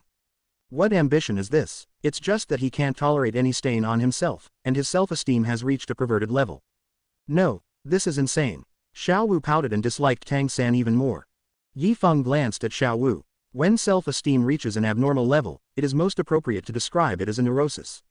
In the original storyline, Tang San could not recognize his ancestors because he could not allow himself to return to his roots. He had too strong self-esteem and pursued perfection too much. In the end, Tang San even calculated Xiao Wu's 100,000-year spirit ring in order to meet the conditions set by the second elder of Hoshan sect and be able to recognize his ancestors. Yi Feng, you haven't spoken yet, why don't you say something? Should we teach him a lesson? Xiao Wu asked again. Let's go to the second floor to eat. Yi Feng replied. Boss, the second floor is a place for ordering dishes. One dish is equivalent to several days' wages for us. Wang Sheng lowered his voice and explained to Yi Feng awkwardly. If they went to the second floor for dinner, he couldn't afford it. It's my treat, Yi Feng said. You, Wang Sheng looked at Yi Feng questioningly. Yes, Wang Sheng, go and ask the other people from dormitory 7 to come here. Yi Feng nodded and walked up the stairs to the second floor. Boss, you're not going to invite so many people to dinner, are you? Wang Sheng looked at Yi Feng's back in surprise. When he saw that Yi Feng did not respond, he stood there in a daze. Xiao Wu, as a rabbit, was very active and loved this kind of thing the most. She gently patted Wang Sheng's shoulder and urged him, go quickly. Wang Sheng nodded and began to look for the part-time students in dormitory 7 in the cafeteria and dormitory 7. Xiao Wu smiled and walked lightly. When she arrived at the second floor, Yi Feng was already sitting at a table where he, Xiao Chenu and the other two looked at each other. Yi Feng's sharp eyes were looking at Xiao Chenu calmly. A few minutes later, Wang Sheng brought all the part-time students to Yi Feng's side. Of course, Tang San was an exception. Xiao Chenu's eyes were sharp, and he asked, Wang Sheng, what do you want to do? Didn't you say that we can never come to the second floor to eat? I came up to show you why we can't come to the second floor to eat, Yi Feng replied. Oh, the sun is rising from the west. Work-study students can also order food, Xiao Chenu smiled, and the two younger brothers beside him also smiled. He then called, waiter. A waiter came to Xiao Chenu and waited for his instructions. Give me a serving of your signature dish, crispy spicy chicken, Xiao Chenu said with a smile, a proud look in his eyes. A serving of crispy spicy chicken costs 10 silver spirit coins. Wang Sheng and the other part-time students only earn 10 bronze spirit coins for cleaning every day. Xiao Chenu wanted to see how Yi Feng would respond. Waiter, please give each table a serving of crispy spicy chicken, Yi Feng said. Ah, the waiter exclaimed in surprise and looked at Yi Feng in shock. Yi Feng, Xiao Wu, Wang Sheng, and the other part-time students, 9 people in total, sat at 3 tables. Each table had a serving of crispy spicy chicken, which cost 30 gold spirit coins. Yo-ho, are you mad at me? Xiao Chenu chuckled, with a hint of sarcasm on his lips. He was just worried about having no place to show off his superiority. Since Yi Feng took the initiative to come to him, how could he miss such a good opportunity? He raised his hand and continued, waiter, give us another serving of steamed pork with 8 treasures. Steamed pork with 8 treasures, the signature dish of the Nodding Academy cafeteria, costs 15 gold spirit coins. Give each of our tables a serving of steamed pork with 8 treasures, Yi Feng ordered without hesitation. Boss, when Wang Sheng heard what Yi Feng said, he lowered his voice and reminded him quietly, don't waste it. A serving of steamed pork with 8 treasures costs 15 silver spirit coins. Xiao Chenu grinned. This was exactly the effect he wanted. He continued without hesitation, another serving of shredded duck. Another serving of shredded duck, Yi Feng responded immediately. Another serving of braised conch, Xiao Chenu said with a smile. Another serving of braised conch, Yi Feng said immediately. Another serving of winter melon soup. Another serving of winter melon soup. Another serving of Nanhu vinegar fish. Another serving of Nanhu vinegar fish. Another serving of spicy prawns. Another serving of spicy prawns. No matter what dish Xiao Chenu ordered, Yi Feng would order the same dish. Yi Feng was completely at odds with Xiao Chenu. Such a scene attracted the attention of the teachers and students who were eating on the second floor. Everyone was watching this good show. Almost everyone looked at Yi Feng and the other part-time students with a gloating look. They wanted to see how Yi Feng would end up. Boss. One of Xiao Chunu's subordinates couldn't help but sneer in a low voice, he is probably a fool. The food he ordered requires at least 10 gold spirit coins. Not only Xiao Chunu's younger brothers, but also Wang Sheng and others stood there in a daze, looking at their boss Yi Feng at a loss. Seeing that Xiao Chunu stopped ordering dishes, Xiao Wu, who had no concept of money, didn't care whether Yi Feng was really rich or not. She mocked him, why don't you order any more? Why don't you continue ordering dishes? But then again, Yi Feng ordered 3 tables of dishes at once, and each dish was the same as yours. But you only ordered 1 table of dishes. I want to ask, who is the poor guy now? HMPH, you ignorant little loli. You want to compare wealth with me. My family is one of the richest in Notting City. I want to see what you can compare with me. Xiao Chunu was also angry and continued, waiter, give me a 30-year-old roasted whole tiger. The roasted whole tiger is very valuable. The tiger used is not a simple one, but a tiger soul beast that is 30 years old. In the noble circle of Notting City, this dish is an extremely luxurious one.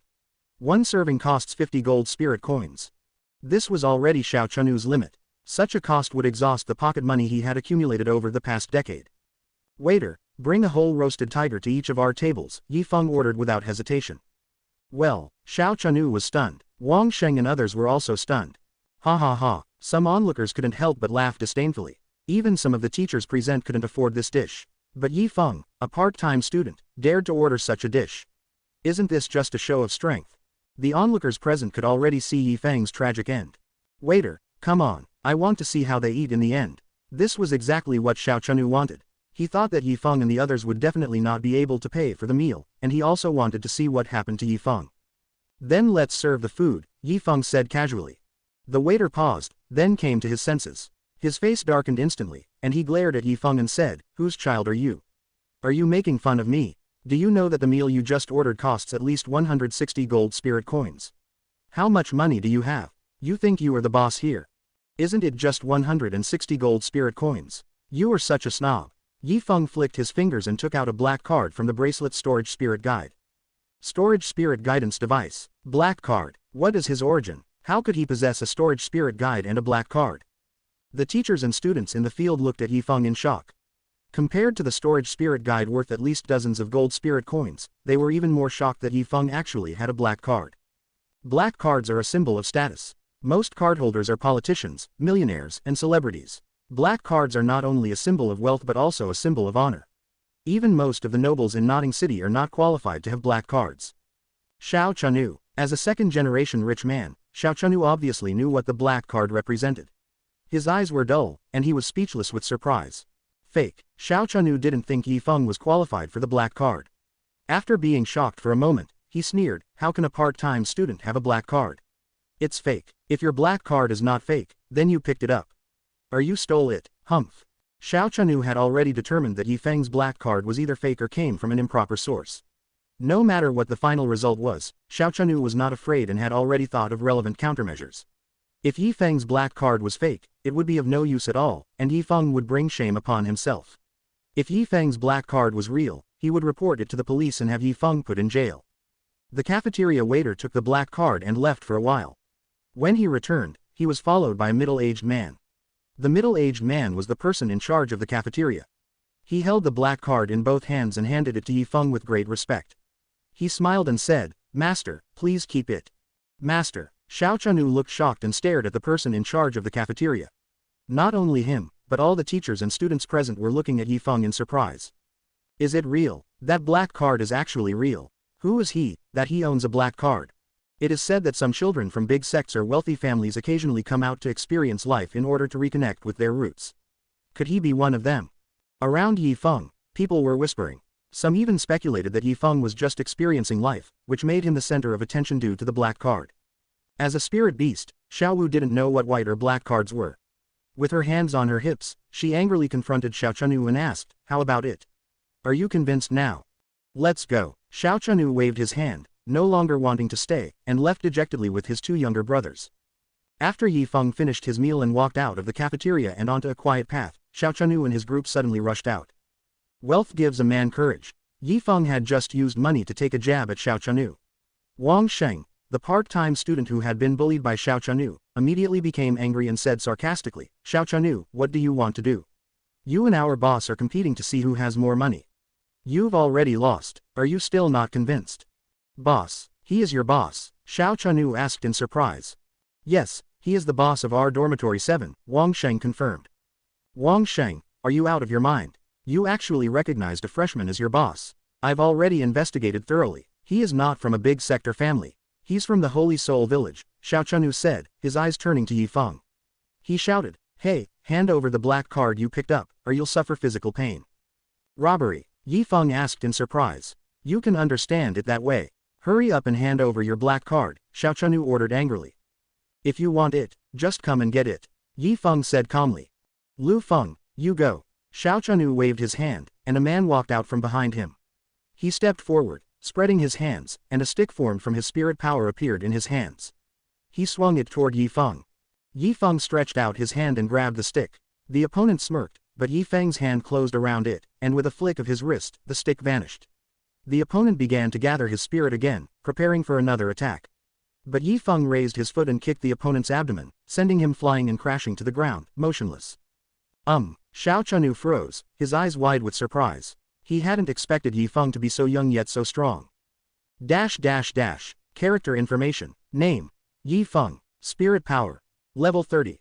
Martial spirit, Xuanyuan sword, nine-hearted mysterious tang, eye of hell. Spirit ring, none. Spirit skills, none at the stage of comprehending the unity of man and sword. Additional strength, 54. Additional agility, 40. Additional spirit, 10. Additional defense, 10. Allocable attribute points, 0.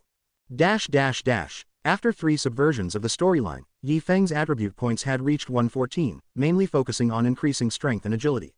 Now, his mobility was comparable to that of agile attack-type spirit masters, and his strength, equivalent to 5 bulls, was enough to fight against a power-type spirit master.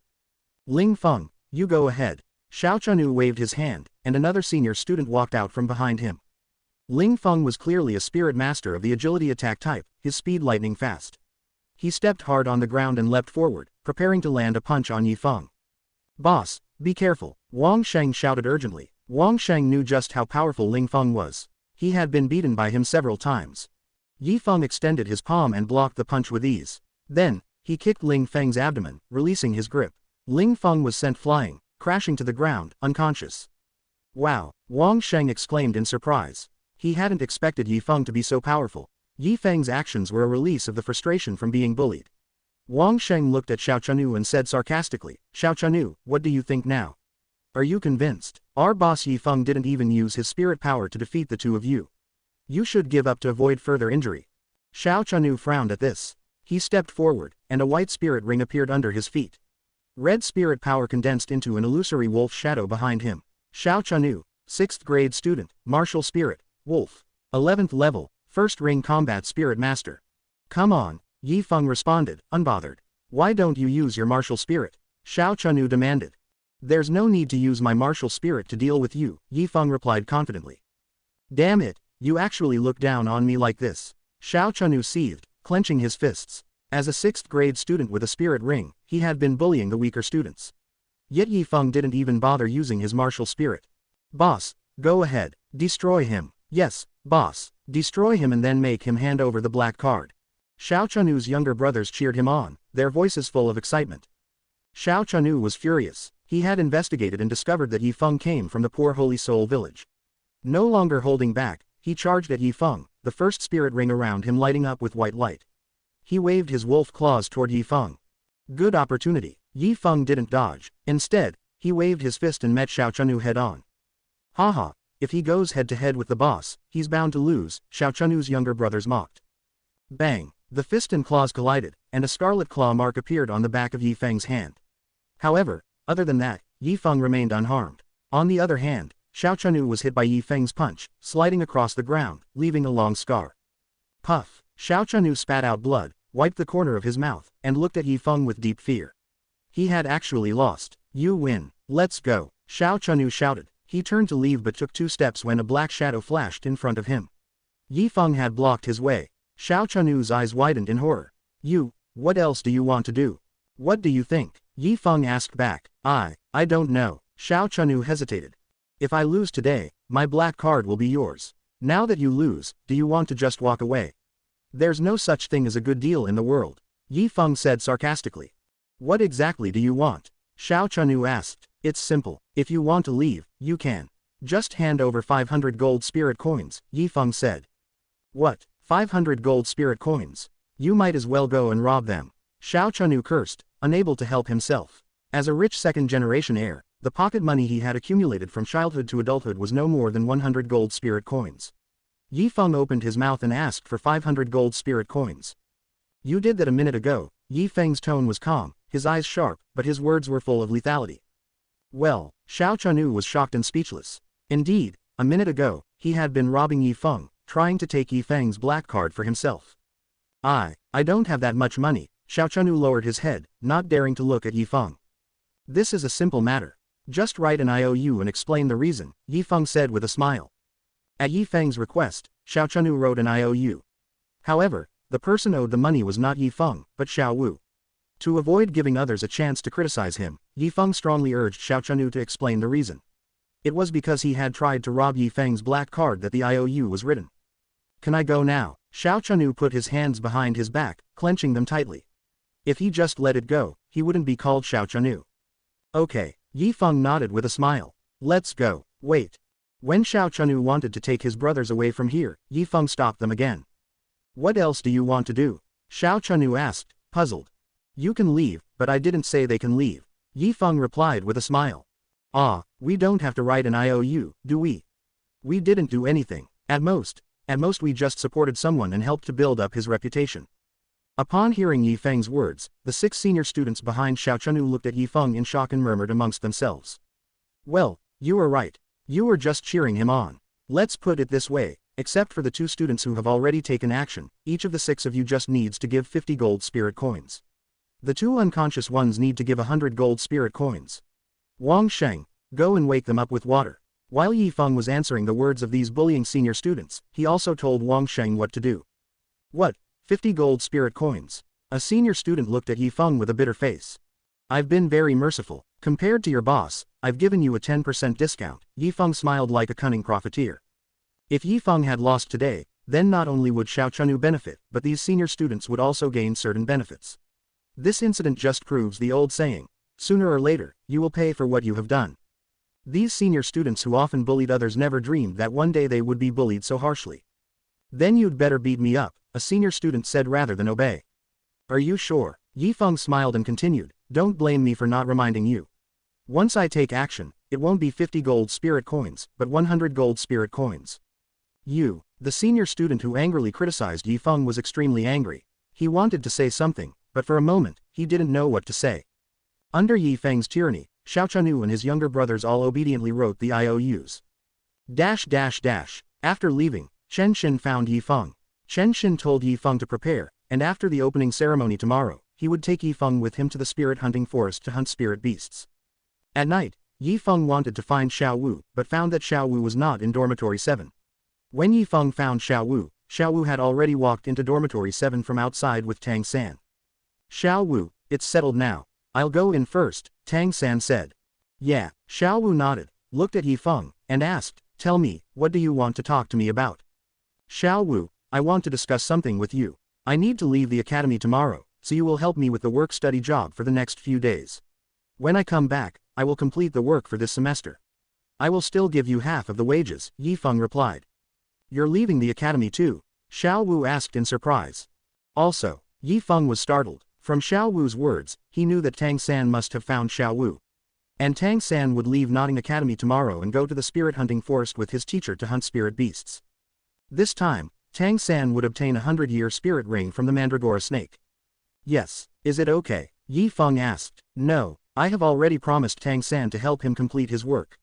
Moreover, he also said that when he comes back, all my work this semester will be completed by him, Xiao Wu replied. Then let's do this. After I come back, I will complete all your work for next semester.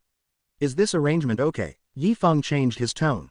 Okay, Xiao Wu smiled and responded without thinking. If you want to get something for free, you should take it.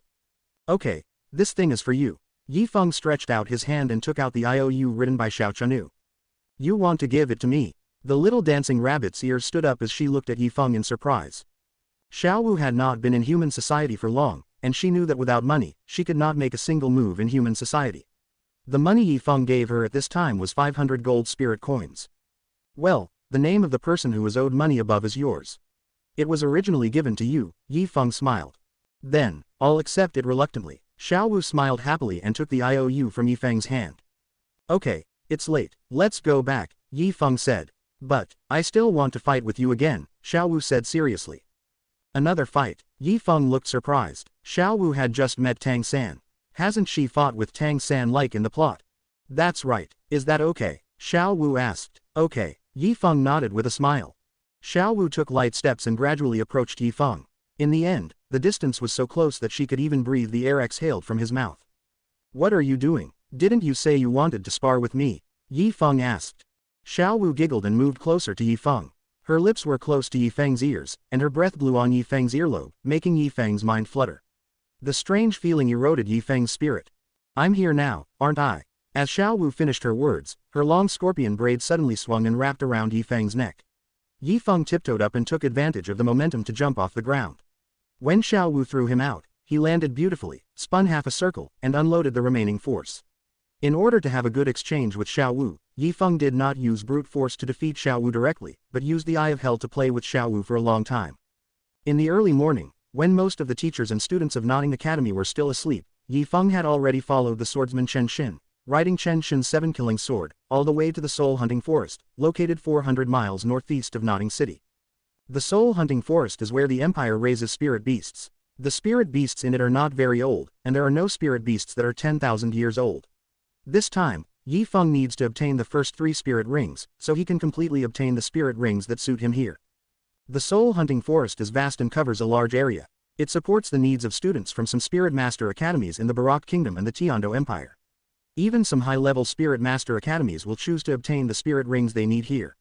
After all, who can explain the word luck clearly? What if you encounter an extraordinary spirit beast? To train Yi Feng, Chen Xin deliberately let Yi Feng stand in front of him to experience the sensation of flying with a sword. In order to pursue the thrill of high-speed flying, Chen Xin deliberately flew the sword close to the forest and the ground. Standing on the 7-killing sword, the scenery along the way quickly retreated behind him. The pleasure of soaring between heaven and earth made Yi Feng so excited that he wanted to let out a long roar. A distance of 400 miles would take at least 2 days by carriage, but it only took a dozen minutes for a titled Douluo to use his spirit power. Half a minute later, Chen Xin controlled the flying sword and slowly landed on the ground. Many people were shouting here, just like a small market. We are organizing a group to hunt spirit beasts. We have a warrant and need to hunt power-type spirit beasts. We are still short of one person. Hunting a 100-year-old agile spirit beast, seeking a spirit master of the agile attack system, the reward is 30 gold spirit coins. My name is Lu Luden, my martial spirit is Steel Cannon. I'm a level 31 assault spirit master. Don't look at my short legs, I can run very fast. 10 gold spirit coins a day, just give me the money and I'll go. Some of these shouting spirit masters need to recruit others to join the team, while others need to form a team. In addition to these spirit masters driven by profit, there are also many vendors selling things. The items these vendors sell are very expensive, priced at twice the cost of Nanning City. Yi Feng, having a titled Douluo Master, naturally didn't need to team up with others. Chen Xin brought Yi Feng to the steel fence outside the forest. In addition to the 10-meter-high fence, there were also fully armed Imperial soldiers. If you want to enter the Soul Hunting Forest, you need a warrant issued by the Spirit Hall. If you don't have a warrant and don't have a strong background and strength, once you are caught by the Spirit Hall's special law enforcement team in the forest, you will face severe punishment. Chen Xin said as he flicked his finger and a token shot toward the captain of the guarding soldiers.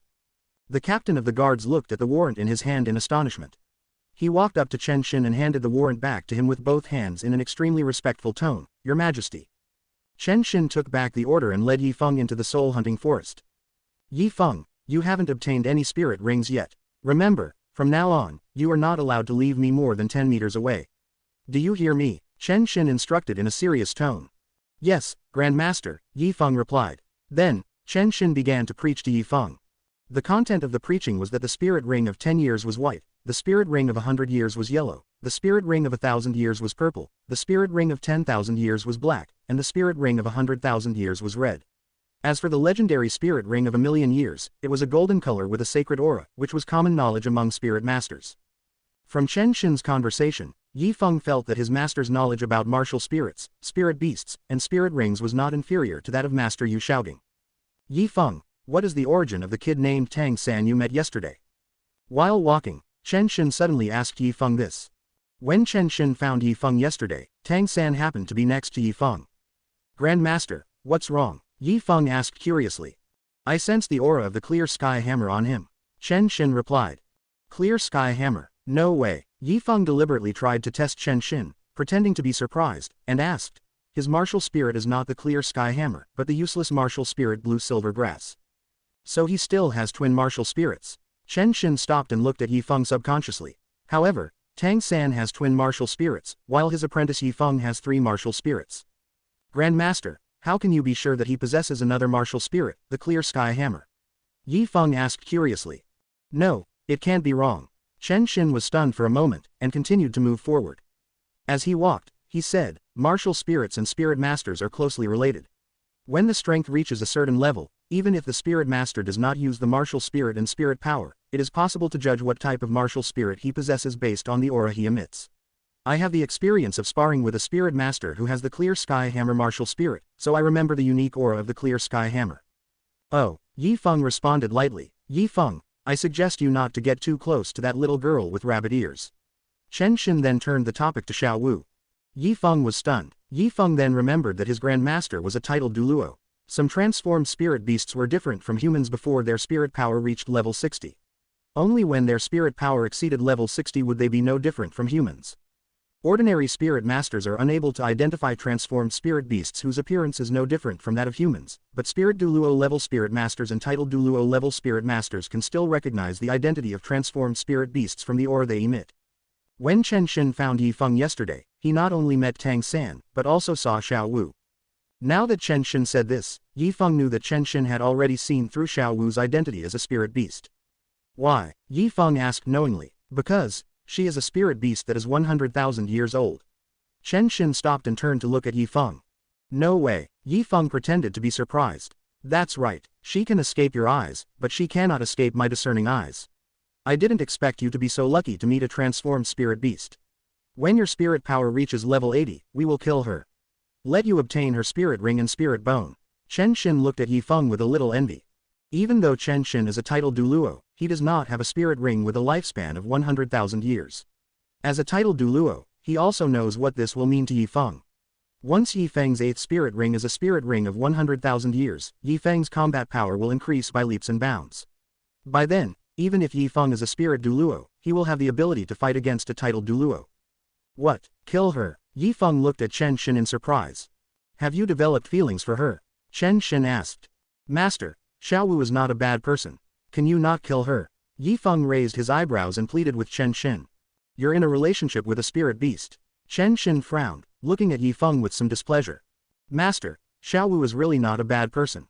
I think she's someone I can trust. What's more, she is born with full spirit power. If I let her continue to grow, I'll have another powerful friend in the future. Yi Feng once again persuaded his master, Chen Shin. Do you really want to do this? You should know that even your master does not have a spirit ring with a lifespan of 100,000 years. For a spirit masters, spirit rings with a lifespan of 100,000 years are hard to come by. Chen Shin asked Yi Feng solemnly. If I have to choose between her spirit ring and my friends, I'll choose to be friends with her without hesitation. Yi Feng said firmly, staring into Chen Shin's eyes. All right. Chen Shin reached out and gently patted Yi Feng on the shoulder. He finally agreed to Xiao Wu's existence and allowed Yi Feng and Xiao Wu to become friends. This time, Chen Shin would help Yi Feng obtain the first 3 spirit rings at once. The absorption limit of the first spirit ring is 423 years, the absorption limit of the second spirit ring is 764 years, and the absorption limit of the third spirit ring is 1760 years. A wolf's howl suddenly came from the bushes. Not just one or two, but a whole group. The spirit power around them was white. This is a nether wolf. It only has 10 years to live. Chen Shin released his spirit power as he spoke. The surging spirit power surged out of Chen Shin's body, scaring the nether wolves into fleeing. Animals all have the instinct to seek good and avoid danger. Weak spirit beasts will be afraid of powerful spirit beasts, and they'll also be afraid of powerful humans. It's not easy for spirit beasts to cultivate. It may take 10 years at the shortest and 100,000 years at the longest. A spirit master, on average, needs 5 spirit rings in their lifetime. If this continues, sooner or later there will be a day when the spirit master will have no rings to use. For these weak spirit beasts, don't kill them if you can. Chen Xin preached as he led Yi Feng on a journey to find a suitable spirit beast. Master, there's a leopard over there. No, the age is too low. Only 10 years. Master, there's a tiger over there, and it looks like it's covered in flames. That's the fiery tiger. It's suitable for spirit masters who are good at strong attacks. Although it's reached 300 years, it's still not suitable for you. The spirit you need to add a spirit ring to this time is the 9 hearts mysterious tang. If I add a spirit ring to your sword-shaped spirit, it's barely enough. The fiery tiger was a 100-year-old spirit beast. The tiger was the king of beasts, but in Chen Xin's eyes, it was just barely passable.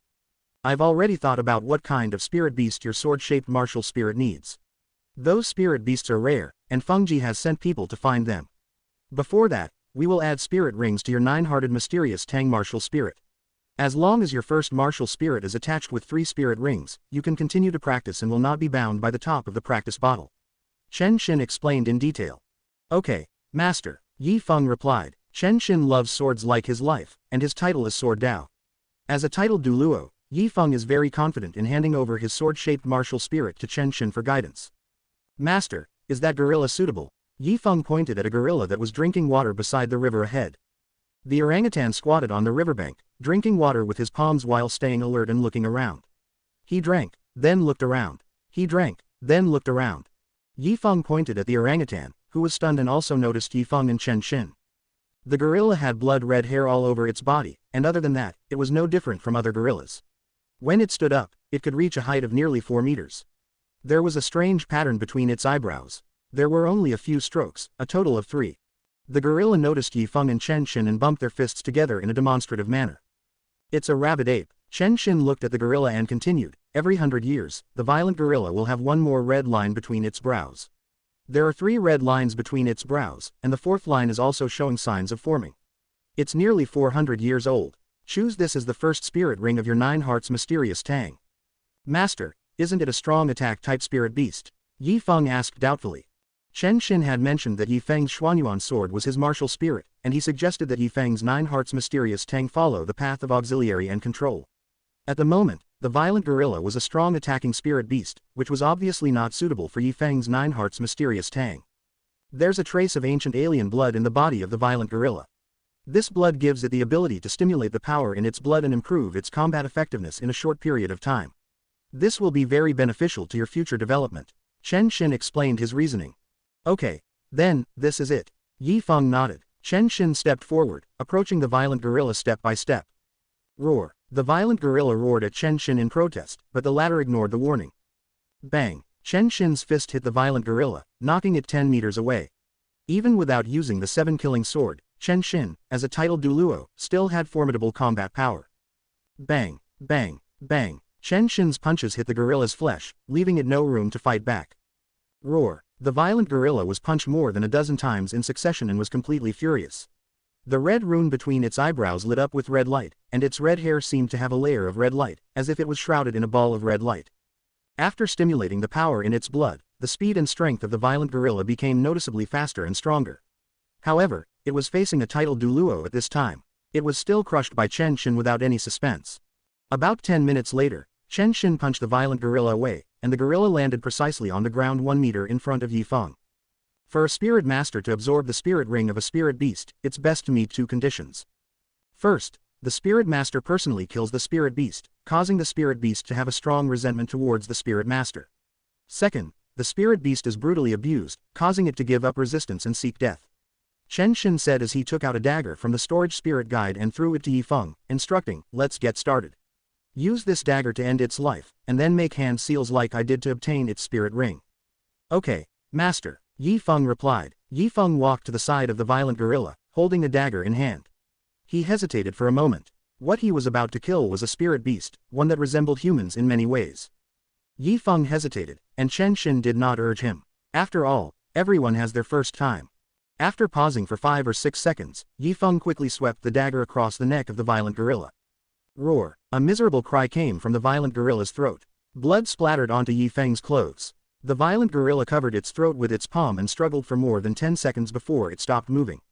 Yi Feng imitated Chen Xin's gestures and formed seals with his hands. A faint light flew out from the body of the violent gorilla and condensed into a halo above its body. Sit down and absorb it. I will protect you so you won't be disturbed in any way, Chen Xin ordered. Yi Feng responded and sat cross-legged. The halo flew above his head and suddenly shrank rapidly, becoming the size of a bracelet, before being placed on the Nine Hearts' mysterious Tang spirit in the palm of Yi Feng's right hand. Yi Feng felt as though his right hand had been submerged in hot water. A surge of hot energy rushed into his body wildly, making his body tremble slightly. Let him be as strong as he can be, let the breeze blow over the hills. Let the energy flow into the body, let the spirit guard the sea of consciousness. In Yi Feng's ears, the guiding voice of Chen Xin came. Yi Feng followed Chen Xin's words and allowed the hot energy to flow into his meridians and internal organs. His consciousness stayed in his brain, keeping him aware and awake. After an unknown period of time, when everything returned to calm, Yi Feng realized that each petal of his Nine Hearts' mysterious Tang had developed a red pattern. In the center, a core had turned red. Success! Yi Feng was ecstatic. Yi Feng had never imagined that obtaining a spirit ring would be so refreshing. No wonder everyone wanted to become a spirit master, and why spirit masters sought out more spirit rings. This exhilarating sensation could only be felt, not described. What about spirit skills? What is your first spirit skill? Chen Xin asked curiously. Yi Feng's mind moved, and the yellow spirit ring around him lit up. At the same time, the red lines on the Nine Hearts' mysterious Tang spirit in his hand, especially the one among the 10 cores that had turned red, lit up brightly. A red light enveloped Chen Xin's body. Chen Xin closed his eyes and opened them again, muttering in a calm tone, "The blood flow in my body has increased by 30%, and my speed and strength have also increased by 30%. Yes." Yi Feng nodded proudly and smiled. "I named the first spirit skill of Nine Hearts' mysterious Tang boiling blood of beasts. This is a growth-type spirit skill. Every time my spirit power increases by 1 level, my speed and strength can increase by 1%. My current spirit power level is level 30, so the increase is 30%. The range of action is fixed at 40 meters around me. For every level increase in spirit power, the effect increases by 1%. Such auxiliary ability, if not limited by range, is enough to rival Rongrong's first and second spirit skills." Chen Xin smiled rarely and patted Yi Feng's shoulder gently.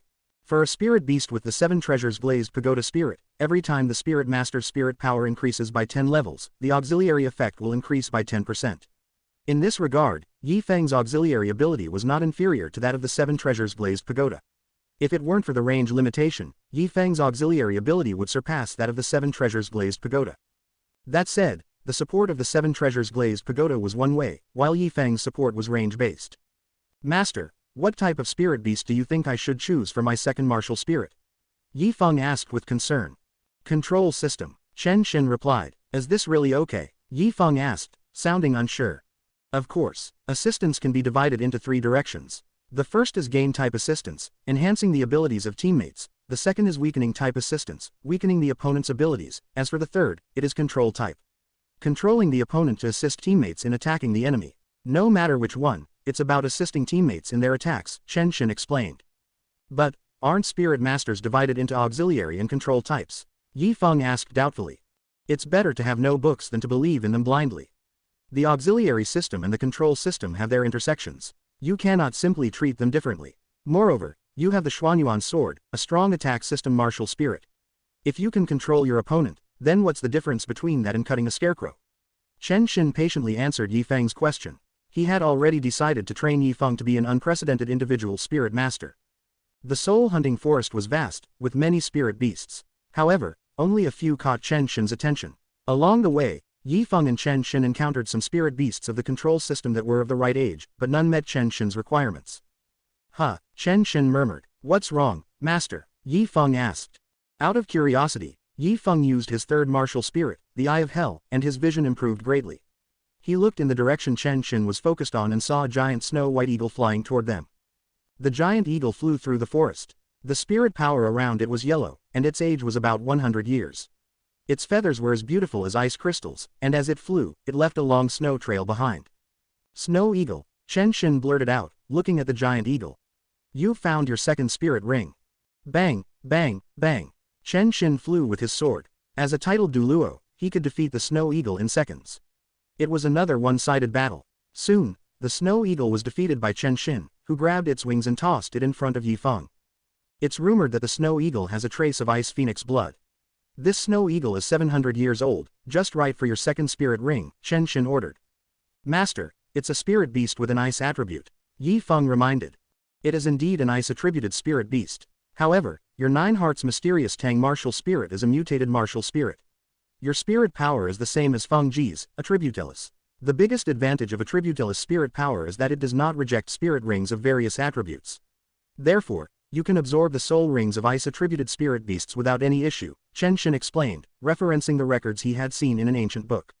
Oh, Yi Feng nodded in understanding. Start absorbing its spirit ring. Your master will protect you, Chen Xin urged. Okay, master. Yi Feng nodded. Yi Feng took out a dagger from the storage soul guide. He squatted down and was about to end the snow eagle's life when a slightly hoarse shout came from the front. Stop. 2 figures suddenly appeared from the direction where the snow eagle had flown from. The 2 people were one old and one young, one man and one woman. The man appeared to be in his 60s or 70s, with short white hair and a goat beard. He wore brocade clothes and exuded an air of vitality. His skin was as rosy as a newborn's, and a pair of blue eyes fixed on the snow eagle beneath Yi Feng's feet. Following the old man was a pretty young girl, dressed in a neat outfit that tightly wrapped around her growing body. Her long aqua blue hair cascaded behind her, and her fair face bore delicate features. At first glance, she didn't seem particularly striking, but upon closer inspection, her beauty became undeniable, a kind of ethereal beauty. Her blue eyes also stared at the snow eagle under Yi Feng's feet. Is there something wrong? Chen Xin's tone was calm, but it carried an edge that could pierce one's heart. I'm Shui Ruohan, the old man introduced himself, and 7 spirit rings appeared under his feet, 2 yellow, 2 purple, and 3 black.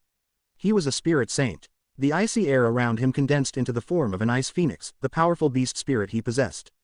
Chen Xin said nothing, his expression unreadable, as he simply gazed at the old man quietly. Dear sir, you cannot allow this child to obtain the spirit ring of this spirit beast. The old man, Shui Ruohan, said. Why? Chen Xin asked calmly. Because we were the first to discover this spirit beast, the old man replied. You found it first? Yi Feng asked in surprise. The original plot began to resurface in his mind, but now things had changed. Instead of meeting Meng Yiren and the snake woman Chao Tianxiang, he had encountered an old man claiming to be Shui Ruohan. Ice Phoenix. Yi Feng's heart trembled. He recognized the old man's top-grade beast spirit. He subconsciously turned his gaze to the girl beside him. If his guess was correct, these 2 were from Tianshui Academy, and the girl was Shui Binger, the talented beauty who had once caused Tang San to hesitate before starting to practice the clear sky hammer. Yi Feng paused and asked, how do you prove that you were the first to discover this spirit beast? Little friend, that's easy. You just need to look at the belly of the snow eagle. You'll find a few scars there. Those are marks left by my spirit skills. If the snow eagle hadn't been so cautious and cunning, Binger would have already obtained its spirit ring, Shui Ruohan said, smiling. Yi Feng reached out and grabbed the wings of the snow eagle, turning it over to reveal its abdomen. Sure enough, he noticed several bleeding scars. These were clearly the result of the old man's spirit skills. Since Chen Xin hadn't used the 7-killing sword, it was clear that these injuries were left by Shui Ruohan. That's true. The one who intercepted and seriously injured this spirit beast was my grandmaster, Yi Feng explained. Little friend, you have a point, Shui Ruohan acknowledged. If not for you, this snow eagle would likely have escaped. Tell me, has your spirit power reached level 20? I think so, Yi Feng replied casually. As expected, Shui Ruohan's deep eyes gleamed, and he stroked his beard with admiration. He was amazed that Yi Feng had reached level 20 at such a young age. Shui Ruohan, I'm not unreasonable. We discovered this snow eagle first, but you were the ones who intercepted and seriously injured it. The spirit beasts in this soul-hunting forest are all free for the taking. Without us, you wouldn't have found the snow eagle. Without you, I'm afraid the snow eagle would have escaped. How about this? You and my granddaughter can have a competition. Whoever wins will claim the spirit beast. Is that acceptable? This, Yi Feng hesitated. Familiar with the story of Douluo, Yi Feng knew that Shui Binger was exceptionally talented, and her first spirit skill was ice-based. Meanwhile, Yi Feng only had one auxiliary spirit skill, beast blood boiling. If he were to fight Shui Binger, he estimated that his chances of winning would only be around 50%. Are you sure you want to do this? Chen Xin's voice suddenly rang out. As soon as he spoke, 9 spirit rings appeared beneath his feet. 9 spirit rings marked him as a title Douluo. His spirit ring configuration was 2 yellow, 2 purple, and 5 black, meaning that Chen Xin was a title Douluo with a standard configuration. 7 killing swords. Shui Ruohan seemed stunned, almost petrified. He muttered, Are you Jian Dao Chen Xin? Get out. Chen Xin's cold and domineering voice rang out. Shui Ruohan stood there, frozen in place. Under the pressure of Chen Xin's soul power, exceeding level 90, he was completely subdued. Despite Chen Xin's commanding words, Shui Ruohan maintained his composure. He respectfully bowed and saluted Chen Xin. Your Majesty, Please excuse our interruption, Shui Ruohan said, his tone full of Confucian respect. He called for his granddaughter, Shui Binger, and turned to leave. Please wait, Yi Feng suddenly called out. Shui Ruohan turned around, and Shui Binger followed suit. Yi Feng looked at Shui Binger. Despite her spirit beast being taken by Yi Feng, Shui Binger remained calm, looking at him steadily.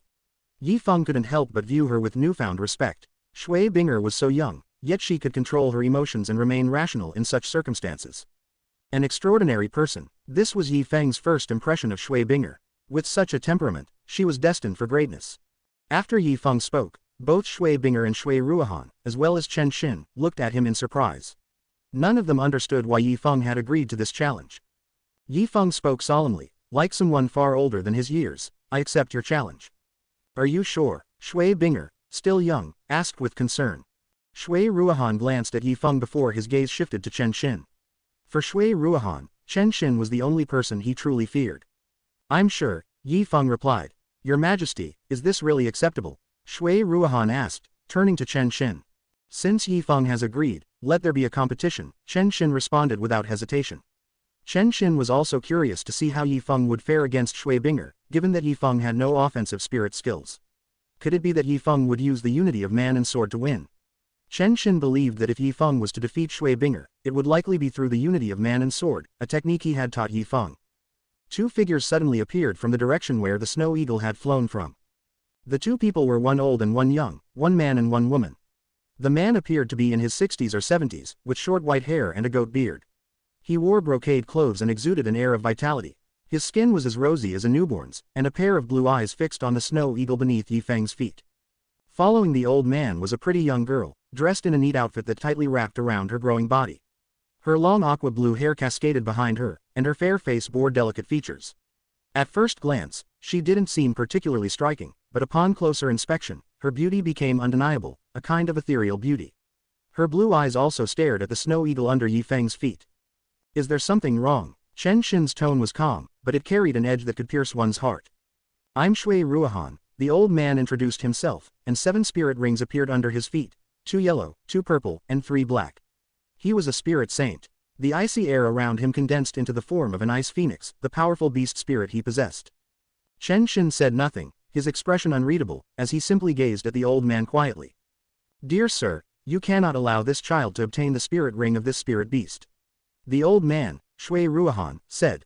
Why? Chen Xin asked calmly. Because we were the first to discover this spirit beast, the old man replied. You found it first? Yi Feng asked in surprise. The original plot began to resurface in his mind, but now things had changed. Instead of meeting Meng Yiren and the snake woman Chao Tianxiang, he had encountered an old man claiming to be Shui Ruohan. Ice Phoenix. Yi Feng's heart trembled. He recognized the old man's top-grade beast spirit. He subconsciously turned his gaze to the girl beside him. If his guess was correct, these two were from Tianshui Academy, and the girl was Shui Binger, the talented beauty who had once caused Tang San to hesitate before starting to practice the clear sky hammer. Yi Feng paused and asked, how do you prove that you were the first to discover this spirit beast? Little friend, that's easy. You just need to look at the belly of the snow eagle. You'll find a few scars there. Those are marks left by my spirit skills. If the snow eagle hadn't been so cautious and cunning, Binger would have already obtained its spirit ring, Shui Ruohan said, smiling. Yi Feng reached out and grabbed the wings of the snow eagle, turning it over to reveal its abdomen. Sure enough, he noticed several bleeding scars. These were clearly the result of the old man's spirit skills. Since Chen Xin hadn't used the 7-killing sword, it was clear that these injuries were left by Shui Ruohan. That's true. The one who intercepted and seriously injured this spirit beast was my grandmaster, Yi Feng explained. Little friend, you have a point, Shui Ruohan acknowledged. If not for you, this snow eagle would likely have escaped. Tell me, has your spirit power reached level 20? I think so, Yi Feng replied casually. As expected, Shui Ruohan's deep eyes gleamed, and he stroked his beard with admiration. He was amazed that Yi Feng had reached level 20 at such a young age. Shui Ruohan, I'm not unreasonable. We discovered this snow eagle first, but you were the ones who intercepted and seriously injured it.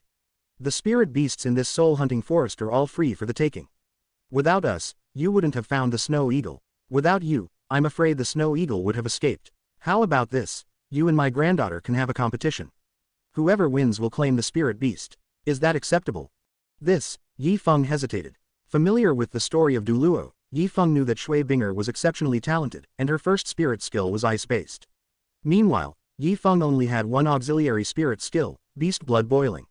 If he were to fight Shui Binger, he estimated that his chances of winning would only be around 50%. Are you sure you want to do this? Chen Shin's voice suddenly rang out.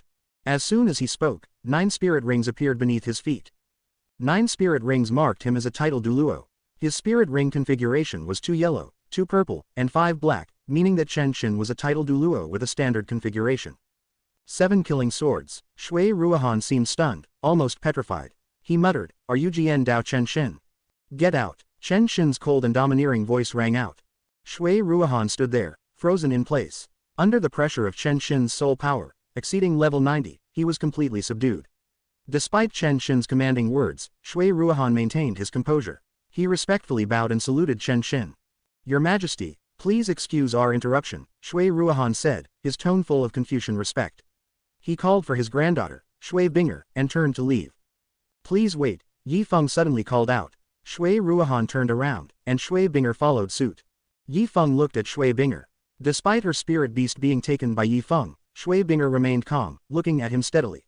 Yi Feng couldn't help but view her with newfound respect. Shui Binger was so young, yet she could control her emotions and remain rational in such circumstances. An extraordinary person. This was Yi Feng's first impression of Shui Binger.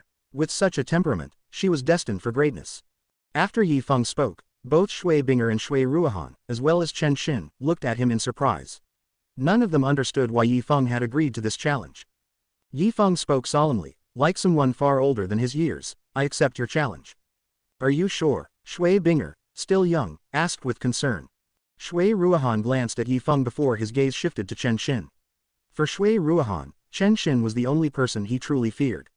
"I'm sure," Yi Feng replied. "Your Majesty, is this really acceptable?" Shui Ruohan asked, turning to Chen Shin. "Since Yi Feng has agreed, let there be a competition," Chen Shin responded without hesitation. Chen Shin was also curious to see how Yi Feng would fare against Shui Binger, given that Yi Feng had no offensive spirit skills. Could it be that Yi Feng would use the unity of man and sword to win? Chen Shin believed that if Yi Feng was to defeat Shui Binger, it would likely be through the unity of man and sword, a technique he had taught Yi Feng.